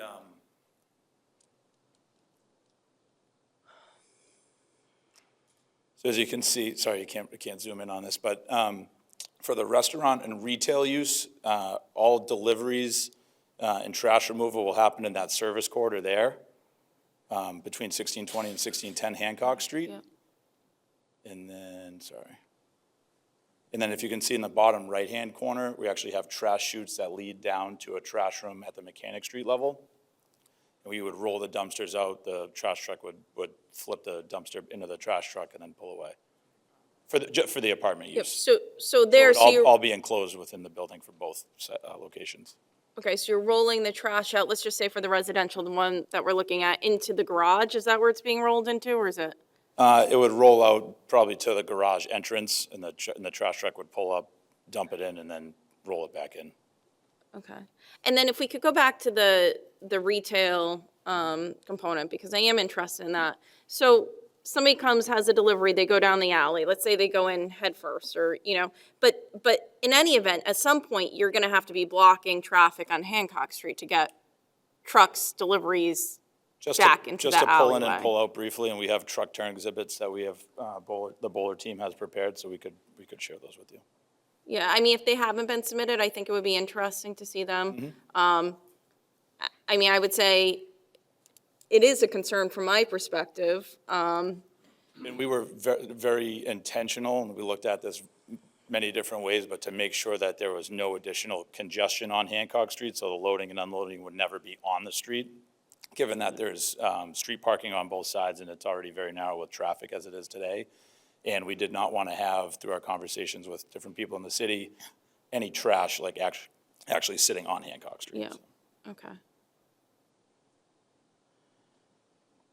Just to add a little bit to that too, is if you're coming up Hancock Street from the bottom of the page, heading north, the truck turn exhibits show that trash truck could take a right turn into that alleyway and then back out without impeding traffic moving in the other direction. So they'd simply be backing up onto that one lane going north and then proceeding to the north, if that makes sense. Yep, okay, so So what there is a size reverse truck movement. is that, I guess? It's an SU-30. It's a pretty typical 30-foot, front-end loader. Okay, and that's a trash truck. What about, deliveries? If there's, I think I heard mention of a restaurant, like a food delivery truck, a Cisco truck. I mean, is that getting down there? Is that Yeah, what's again, contemplated? 30-foot truck could be managed, maintaining access and only utilizing one lane of traffic. When you start getting into the larger vehicles, they would need to utilize both lanes. Okay. So are you saying that the trash trucks will be coming north up Hancock Street, and they would take a right in between the two buildings, go across the pedestrian sidewalk? Correct. But I think Anthony just said you guys didn't want to go or impede any of the traffic on Hancock Street. So how could you go across the pedestrian sidewalk up Hancock Street and take a right in that narrow, in between the two buildings with a 30-yard trash truck? I mean, so that's what the plan is, to get rid of the trash is coming from the front side? Or is it from, because when you first showed, or when Anthony first showed the picture of the slide that shows the trash area down below, near where the curve is in the building. Yep. And then I was kind of thinking that you were then going to roll the trash, with the dumpsters that roll, the small ones, roll it out to what I believe is the entrance for the parking garage area. And then you'd have a trash truck, and that could back in off of Mechanic Street and pick up the dumpsters and tip them, right? As opposed to coming in off of Hancock. Don't misunderstand me here, right? I think this is a great idea that you're going to have a project here, and Sure. I welcome it, but taking a large trash truck and going across the sidewalk, the pedestrian sidewalk on Hancock Street, and thinking that you're not going to do much like interruption of the traffic is just absolutely like a pipe dream. Okay. Yeah, I mean, Sorry, go ahead to interrupt. So just to be clear, the one off of Hancock Street is only for retail use. We hope it's a restaurant. We don't know if it's going to be a restaurant. The market's going to dictate what goes in there. And that would be at off hours when there's not busy traffic on Hancock Street or pedestrian traffic on Hancock Street. The one off of Mechanic is just for the residents. So if you live on the 4th floor, you'd walk into the trash chute room, drop your trash down to that, and and same thing, we would have trash operations at non-peak traffic hours to make sure that we're not, impeding traffic as little as possible. Okay.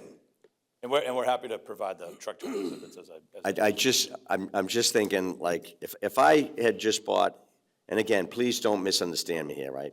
So if I had just bought a nice unit here, or if I'm renting in here, and at 11 o'clock or 12 o'clock at night, because now we have a very successful retail place underneath, right, I hope, right, for everybody, which is good, and I know since I bought this fancy place, I know it's retail underneath, and, it's kind of like, you got to expect you're going to have some noise and so forth. But I think I'd be like wondering, well, how come they didn't like incorporate that into the trash removal system that they're using for all the residents at the same time? I think there's like a mesh there. It's like, that looks to me like it's going to be a tough area to go in and out of. We're happy to take a second look at it. Logistically, it's really hard to move kind of from the back of house if it's a restaurant, to move Yeah. from the back of house restaurant operations to the other side of the building. Yeah. We'll take a look at it. Yeah, I mean, Absolutely. Please, I think that'd be a good idea. Absolutely. Thank you. So I do have a follow-up question to something that was just said, and that's, the hope that it's a restaurant. I guess the introduction of different types of waste with the restaurant, odors associated with those wastes would be a concern. And then just in terms of design, I mean, is there any additional venting or exhaust or anything that would, if it's a restaurant, have to be, I mean, I'm a lawyer, so I don't do design work, but, where you're gonna have to vent into that alleyway to the north of the building? Yes, we will. We would have a black lung in the kitchen if it was, to make sure that all of the, air pollution from the kitchen would be exhausted in the appropriate manner. So then is that impeding on, I guess, the ability to move trucks? Is that narrowing that alley in the No, back? no, not at all. No, okay. Yeah, go ahead, John. John has the technical. Okay, great, thank you. Madam Chair, members of the board, good evening. Thanks for having us. I do have experience directly with this issue, given a recent development of ours downtown in Boston. Again, all of this supposes or assumes the fact that this is a restaurant. What we're planning on with the retail is getting local and market feedback. For all we know, it could be a bank. I don't think we necessarily want that, but if the community feels restaurants are oversaturated, everybody assumes restaurant when they hear retail, but I think that's a bit early at this time. Well, I think it was presented that you hope it's a restaurant, so I think it's our job sitting here to say, okay, well, if it's a restaurant. Agreed. What happens? Agreed and understood. Yeah.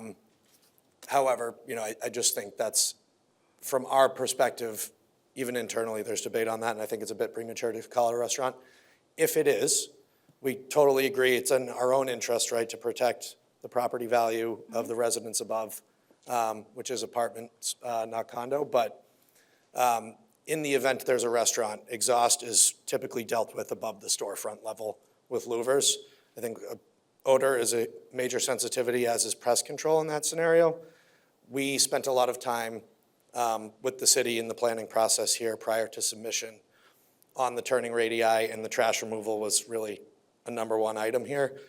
What we did not want to do was make use of the service alley and disrupt our abutters with that operation. And yet, at the same time, trying to maintain a delicate balance of retail frontage on Hancock Street rather than Elm. We are more than happy to try to take another look at this and get creative on how to integrate it with the Mechanic Street trash removal.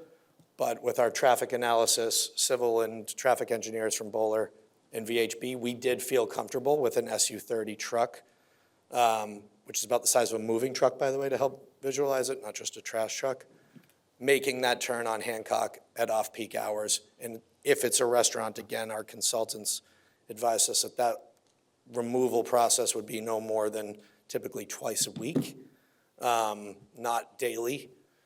So we're happy to continue to dig in on this. We understand from several different perspectives as to why this is important. I just wanted to reinforce the fact that, and maybe it's the worst case scenario that we should plan for, that it is a food and beverage operation. Thank you. Yep, thank you. And then I did just have one follow-up or one last question related to the courtyard. I think it was just presented as green on the page, so what is the contemplated use of that courtyard? In terms of, seating, any improvements out there? I wasn't planning on speaking tonight, so apologies for being back again. But we've had a lot of discussion on this as well. It's a tenant amenity on the, what would it be, I guess the second floor of the building. Some of us were arguing for a pool that didn't happen. It's going to be a roof deck, right? And we're talking about different outdoor amenities, but essentially, yes, it's a landscaped roof deck. We haven't done materiality selections or anything like that yet, but it's really just a roof deck patio for the tenants to enjoy at level 2. Yeah, I think it would be, from my perspective, I know you're adding a lot of trees to the exterior of the property. I think it would be nice to have some plantings that are planned there to be maintained and shown. Yes, very much agree. Yep. Thank you. I have one more question, Mr. Hines, John. Is this a steel structure, or are we doing pedestal and wood, or? 5/2 wood over steel. sir, yes. Wood over steel? Yes, wood frame. Two is the levels intent. steel, how much steel? Yeah, 2 levels of steel through the parking garage, yep, up to Hancock. And then wood? Wood frame above that, yes. Thank you. So you were just talking about the exhaust. The exhaust, you said you're gonna put a louver restaurant. Now, you got rooms, you got apartments over there that have balconies that are gonna be, wouldn't it be better to run the exhaust up to the roof? Find an area to get that up to the roof, get it away from the apartments and all that? I mean, if you're on the first floor, you're venting up, you got 6 floors above you that you're gonna get all that exhaust coming up. Yep. I mean, to get an exhaust up to the building would be a much better solution. Yes. And for the trash. So I think, we don't have schematic levels of design yet, but I am reminded that in an early conversation, we did have a vertical chase for the black iron pipe and exhaust to roof, so I apologize for that. But in the event there's ancillary exhaust needed, we can evaluate the size of that. We haven't designed that level of detail. Just had to ask the question, because you said louvers. Yeah, and that's based on very recent experience with a project that, it's a Shake Shack downtown. The vertical exhaust wasn't cutting it, so there's additional exhaust out the side louver, but we'll make sure to stay ahead of that. Thank you. Yep, point heard. Thank you. Okay. So this is a public hearing, so we'll open it up to public comment. And if anybody wants to speak, just raise your hand. And I will just remind folks that we do have sign-in sheets along the window as well. Okay. Anyone wishing to speak on this application? It will be, yes, sir. If you could just come up to the podium and provide your name and address. My name is Brandon Dunphy. I own 29 Mechanic Street. And I think these guys conveniently didn't go to the last rendering, which shows, I would ask them if they could bring up the rendering that shows the houses on Mechanic Street.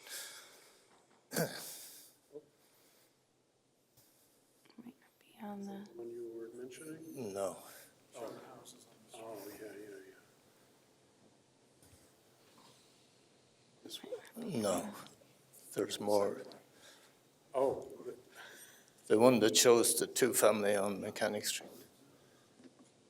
is this what you mean? Oh, no, the civil plan.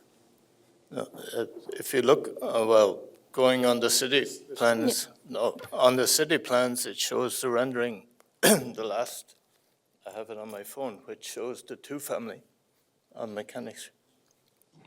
So we might have received additional elevation plans in our packet, but this is their presentation, so we might not be able to pull it Well, up on the right- city, looking on the city plans, it shows the two-family. That is my little two-family that is right next in that back corner.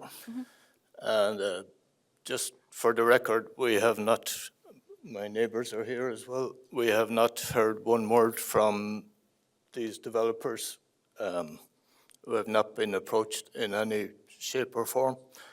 And I just wonder how it would get to this point without the abutters being approached. I think, like, if there's a shadow report there too, which shows that our properties will not see the sun from October till for 6 months of the year, if you look at the shadow reports. I think the three-quarter space, less than one space per unit, I think is ridiculous. I mean, it's not just trash deliveries. Everybody knows now you have UPS, you have 110 units, and you will have every unit practically gets a delivery every day. I mean, I think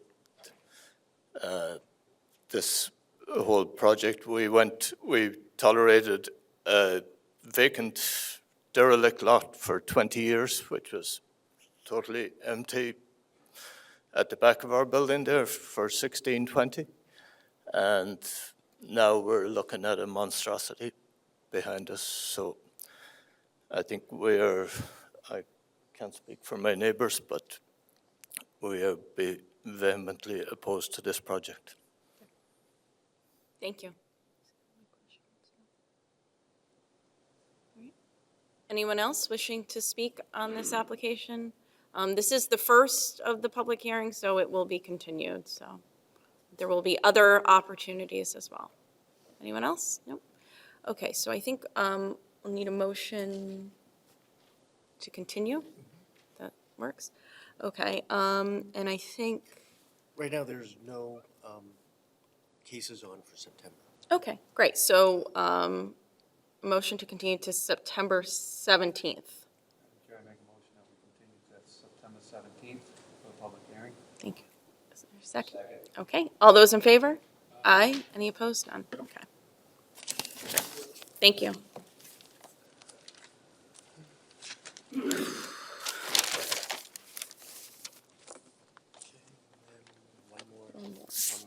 Do you want to take a 5-minute break? Is that okay? We have one more to go. Okay, we'll take a 5-minute break.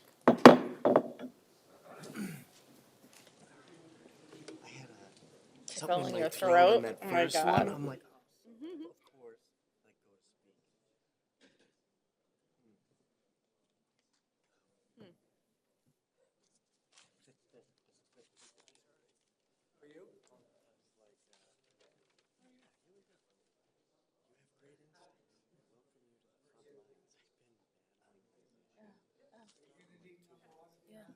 Oh, yeah, you can have mine too, Rob. frogged up on it.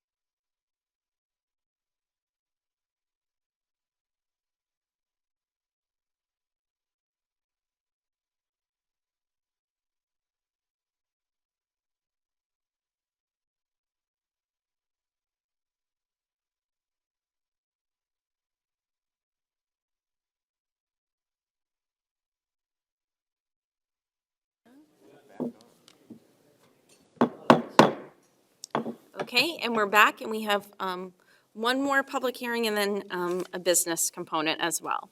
So this last public hearing of the night is 12 to 18 Chestnut Street, Planning Board Case Number 2025, COC02. This public hearing shall be conducted to review the application of Quincy Mutual Fire Insurance Company for Certificate of Consistency under the Quincy Center Urban Revitalization District Plan as amended and as defined within the Quincy zoning ordinance, Title 17, Section 8.3, Quincy Center District, Quincy Center Urban Revitalization District, Urban Renewal Uses, 9.3.3, Planning Board Rules and Regulations, and 10 definitions, and in accordance with Section 12.02, 3, Section 2, Overall Redevelopment Strategy of the Quincy Center Urban Redevelopment Plan as amended. The applicant proposes the demolition of the existing buildings and the construction of a new 5-story multifamily apartment building consisting of 100 residential units along with one level of underground parking for 100 vehicles. The proposal will also include structured exterior space and amenity space for the residents, along with professional design drainage controls and landscaping. The property contains 50,965 square feet of land and is located at 12 to 18 Chestnut Street. The subject property is located within Quincy Center Zoning District 15 and shown on Assessor's Map 1136, lots 5, 35, 14, 21, 22, 23, and 24, Plot A. Attorney Mahoney. And I represent the Quincy Mutual Group, that's the applicant here tonight. As you said, Madam Chair, it's 100 units with 100 parking spaces. It's across from west of Chestnut, which was just before permitted maybe 10 years ago. It's an extremely successful project, very high occupancy rate. Quincy Mutual's been 57 Washington Street for over 170 years. They're an extremely generous corporate citizen, but quietly, they're extremely generous. They're just a great neighbor in Quincy. They've been here all that time, and they're here to stay. For the presentation tonight, I'm going to introduce Jordan Stone, who's one of the founding partners of the Peregrine Group, which is the developer for the project. And folks, as you're making your presentation, if you could speak loudly, I think there might be just an issue with the microphone for the folks at home. I had it off. Oh, that explains that. No one has ever asked me to speak any louder. Madam Chair, members of the Planning Board, Jordan Stone, as Attorney Mahoney stated, I'm one of the founding partners of the Peregrine Group. In this instance, we are acting as the fee developer, owner, project manager. My role here is just to introduce the team here. You'll be hearing tonight from Steve Walensky, who is with Union Studio Architects, Ashley Cullion with Traverse Landscape Architects, thank you, Carlos Sculte from CEC, and Steven Saragusa, our traffic engineer. So with that, I will turn it over to Steve Walensky. Thank you.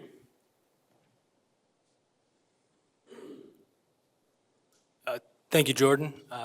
Madam Secretary, Madam Chair, members of the board, thank you.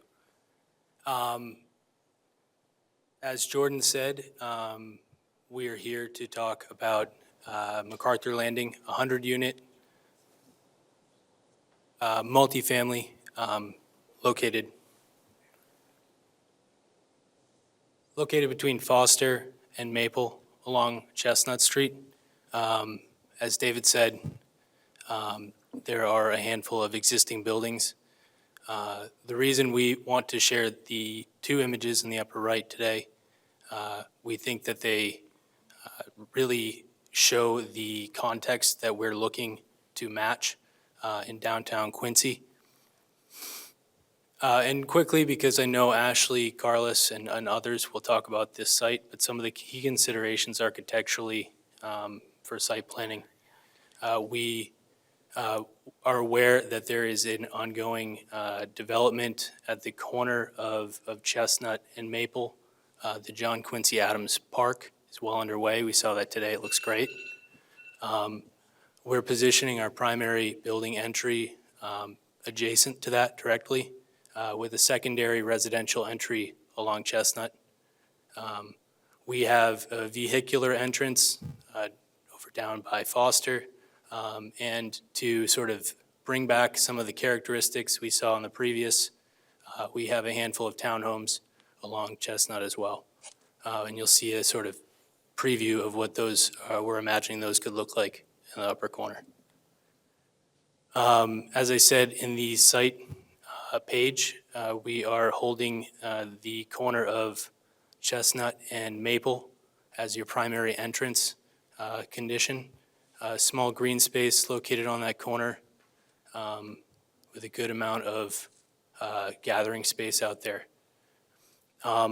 The apartments themselves, primarily 1s and 2 beds with a small handful of townhomes, as I mentioned. The building materiality, largely brick along the 3 primary facades. The intent is to have low-maintenance, high-quality materials,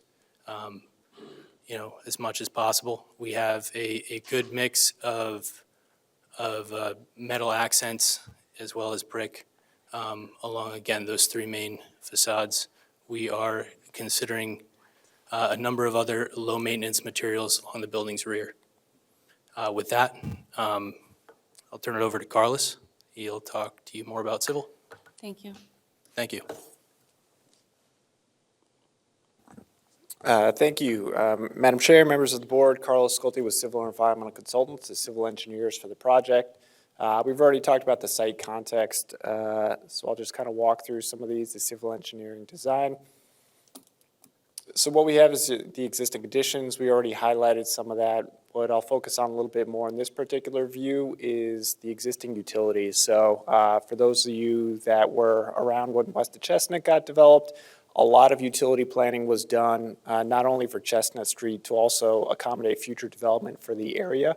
So there was already a lot of sewer stubs that were provided into this site, as well as water stubs for future potential use. So there was some forethought placed into the development at that time.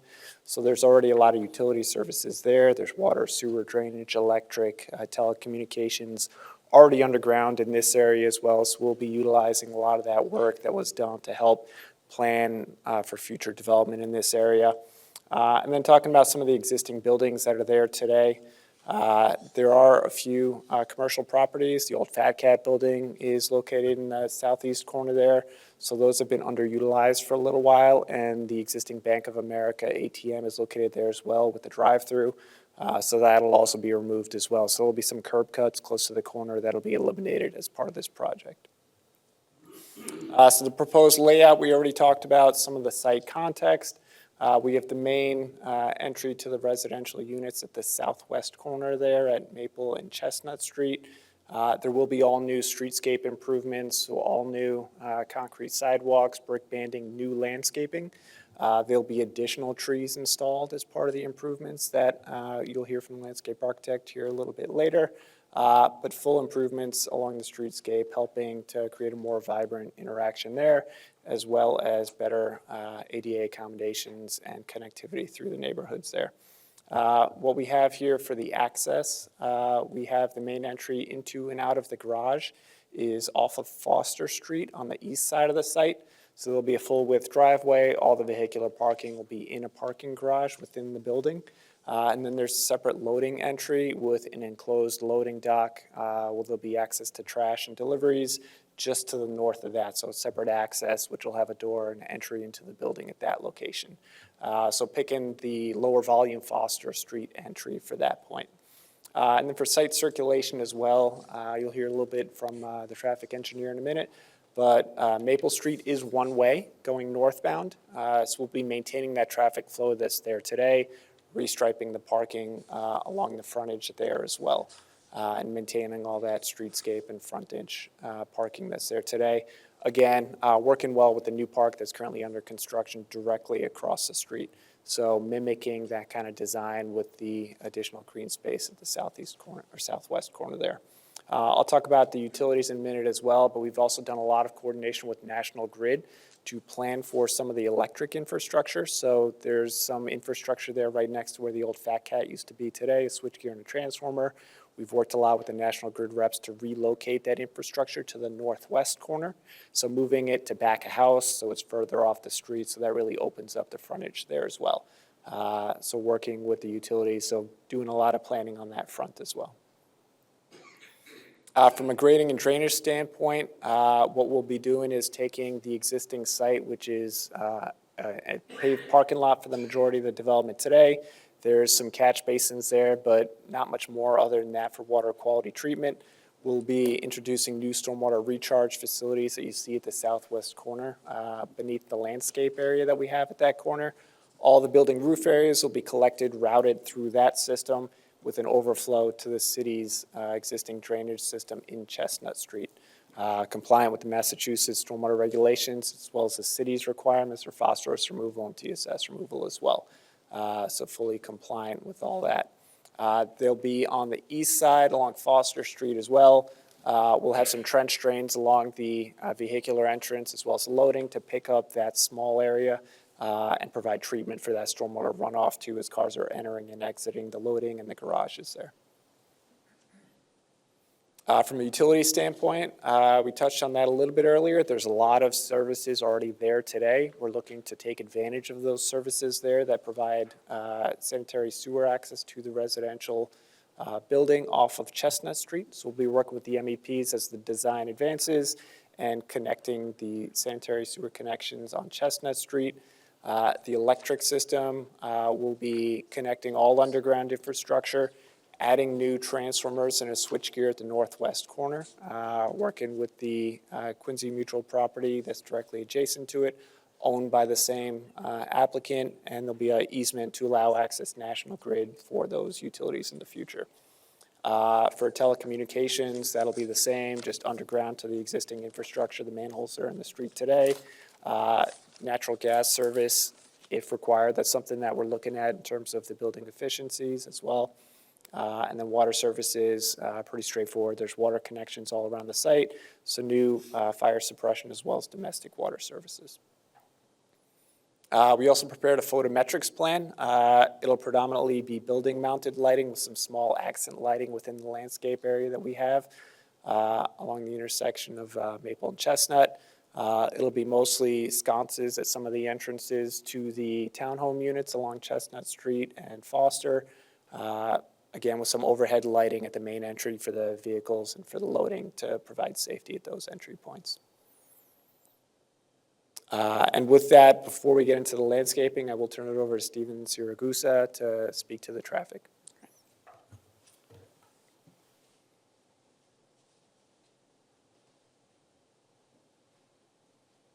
Good evening.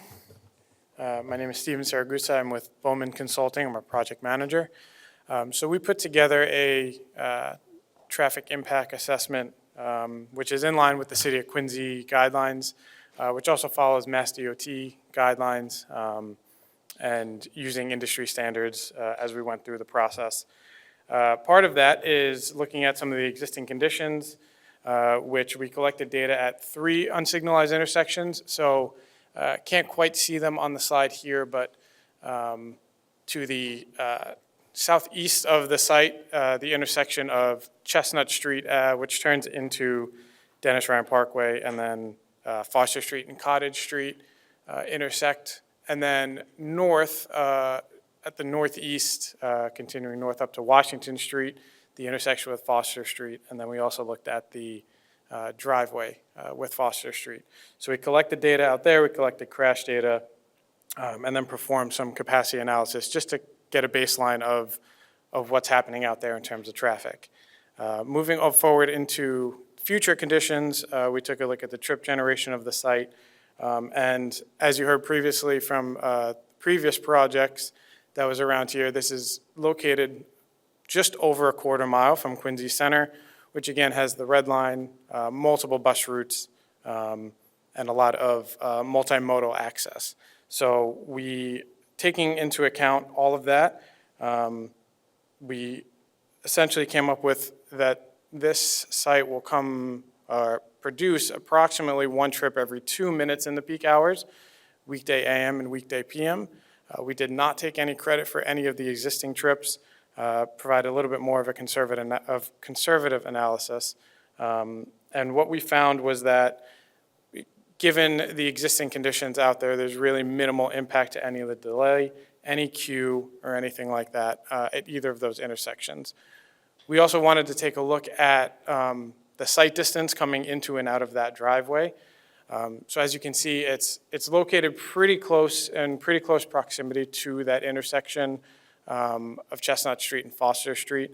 So along with parking that's along that roadway, we wanted to make sure that there was sufficient sight distance coming into and out of the site, given the amount of traffic that will be produced.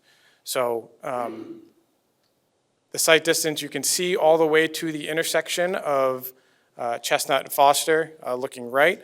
Looking left, there is, depending on the on-street parking that is there, there is a bit of a sight issue at times, but overall, there is sufficient sight distance looking along the roadway for drivers that are driving along Foster Street, which, according to AASHTO, which is the American Association of State Highway Transportation Officials, so long as that stopping sight distance for drivers looking along the roadway matches what the recommendations for intersection sight distance are coming from the driveway, then it meets all of those standards, which it does.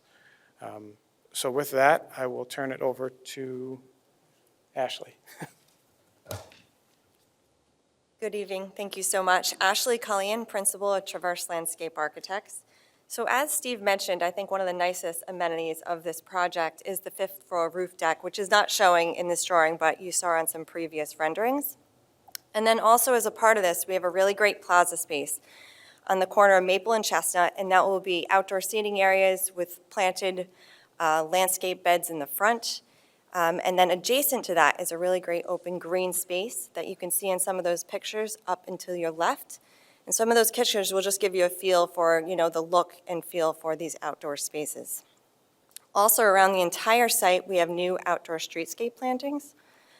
This will include new brick detailing along Maple Street, as well as all new street trees along that edge and raised planters adjacent to that green space. To the rear of the building, we're actually maintaining a lot of those existing trees in place. And then we also have additional trees proposed along Foster Street as well. Then along Chestnut Street, there's a really great foundation planting along those townhouse edges.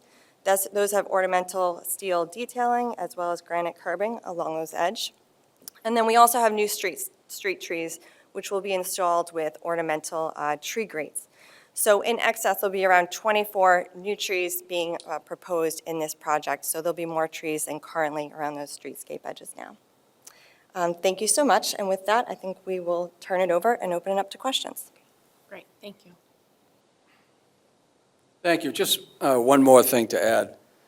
When we're talking about west of Chestnut that was permitted about 10 years ago, this project was contemplated as east of Chestnut.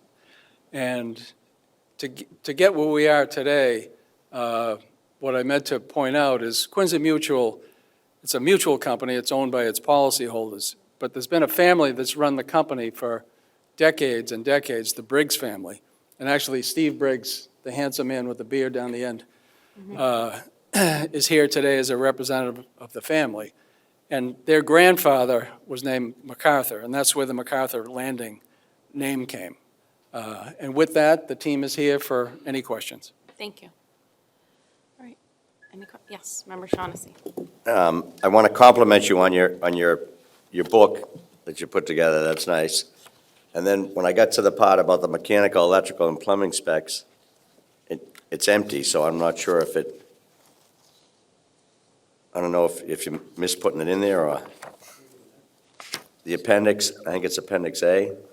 Apologies, we'll make sure you receive that. I'm sorry? We're sorry it was excluded. We'll make sure you guys have a copy to review in the future. You see where I'm talking about, the narrative for the mechanical, electrical, so is this an all-electric building? You can, it is all-electric? It is. Thank you. Any other questions? Yeah, Member Kelly? Yep. First of all, I want to commend you. You don't see a lot of brick buildings, so an all-brick building's nice. I like the townhouses. I think that's the best part on the side. Nice look to that.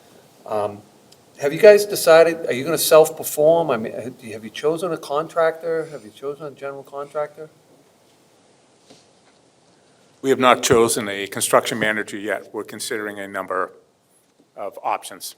All right, Mr. Stone, I'm sure you heard me talk before, but you're not going to get away without hearing it. I am happy to hear it, Mr. Kelly. So, it's a very nice project, it's a very big project. The men and women in the city of Quincy, which we have lots of them that are very capable of doing this type of work, would love to work on a project of this magnitude. It's a nice-looking building, it's beautiful. I got one question, though, about your amenity spaces. I didn't see a movie theater anywhere, you know, for like the Strand, you know? I thought you might have a movie theater for the amenity spaces. No, just a couple other questions maybe for the architect team. I mean, are you gonna have EV stations in there as well? You plan on using solar? And what do you got for exterior lighting out in the walkway, or do you have any out there, or? I'll start with the EV. We will meet the energy code requirements in Quincy. We are planning for 20% EV-ready spaces within the building. I believe the next question was about photovoltaics. Yep. We'll also be looking into that. We'll be meeting the local energy code requirements as well. And will you be putting all your units up on the roof as well? for your AC? We're studying that. If you do, can you take a look at it too when you're doing that, so you're not looking up from the sidewalk, and just see if you can keep it out of the sight line? Absolutely. We plan to have a parapet that will make sure that any equipment up there is as out of sight as possible. And then the lighting on the exterior of the building, do you have any? Are you gonna have down lighting, any lighting out in the park across from the John Adams Park?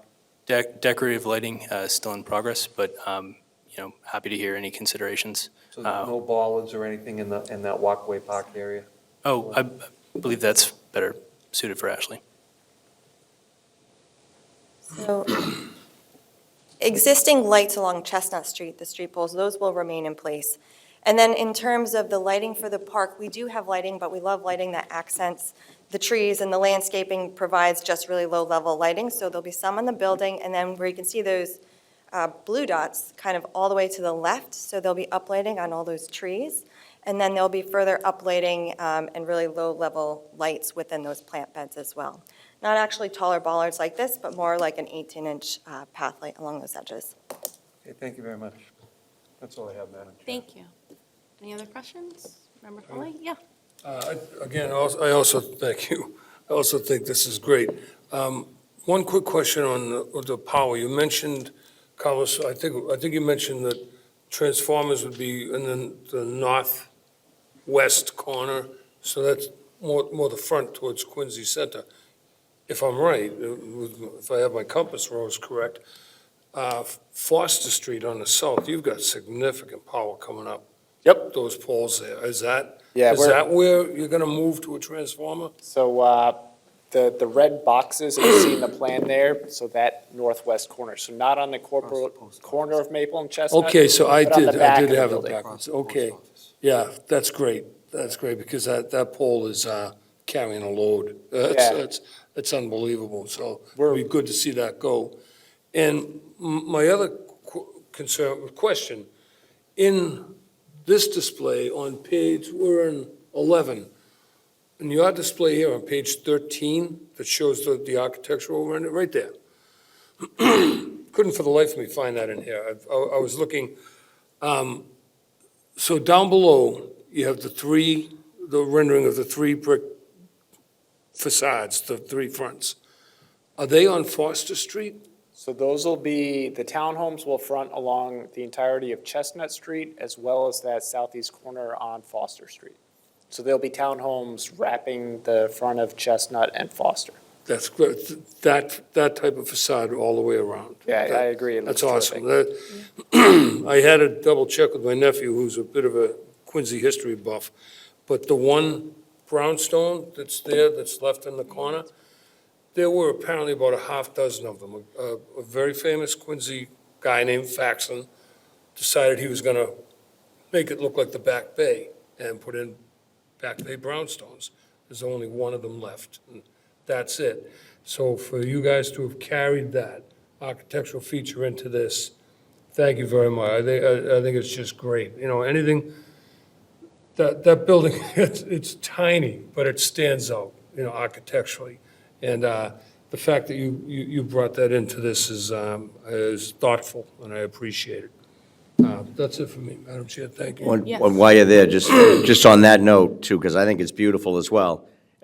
The sidewalks, are they going to be poured concrete, or are you going to put some poured concrete with like brick inlays? So we'll have like a trim with brick to match your So it'll be beautiful. consistent, so from the landscape perspective, pulling the design intent of the rest of Quincy Center, there'll be brick banding along the frontage, along with tree grates that the trees will sit within, and then poured concrete sidewalk behind that brick band. So there'll be the brick band on Chestnut Street as well as running along Maple Street as well. So we'll actually be adding some additional relief and some new materials on the Maple Street side, as well as new trees that aren't there today. So helping fill out that space and carry that pattern up Maple as well. Nice. And because we talked about rubbish before on Hancock Street, so where is your rubbish removal room and all that kind of stuff? So that's on Foster Street. You can see there's the wider driveway that's there. So Foster Street's on the right-hand side of the Oh, yeah? bridge. So as you get closer to the back of the building, the wider driveway is the access into and out of the garage. So that's two-way access into the garage. And the driveway just north of that is a driveway that gets you into a trash room that's in the building. So there's a separate access. The loading was purposefully done on Foster Street where there's less volume, less traffic. You get into the space there. So one of the nice things that we kind of touched on earlier is all of Chestnut Street isn't a single curb cut on Chestnut Street, isn't a single curb cut on Maple Street. So really doing a good job to help promote that pedestrian experience there. Thank you. Thank you. Yeah, so I don't have any questions, but I wrote down, like, everything that I wrote down was positive, which is rare for me. But I want to share them with you because I think that the townhomes along Chestnut and Foster, I agree, it's a really nice touch. The material on the back, the color of that, I really like. I think it's a nice color, so please use it. The relocation of the electrical infrastructure in such a thoughtful way, I mean, a really deliberate, thoughtful way is really nice to see because what we've been seeing is them kind of thrown in places where they don't make sense. So I think that's a great feature. And then as you were speaking, you know, the uplighting and the separate drive is great as well. So I think it's a great project. I think we'll be lucky to have it. And it is a public hearing. So anyone wishing to speak on this application? And while you make your way, I'll just remind folks that there are sign-in sheets along the windows as well. Hello. Hi, good evening. My name is Frank Baxter. I am a business rep for the Carpenters Union here in Quincy, and I represent over 1,000 men and women that live in Quincy and the surrounding towns. I think this would be a great project if we could sit down with this company and talk further about the project, and hopefully we can make something work. Thank you. Thank you. Yes, sir.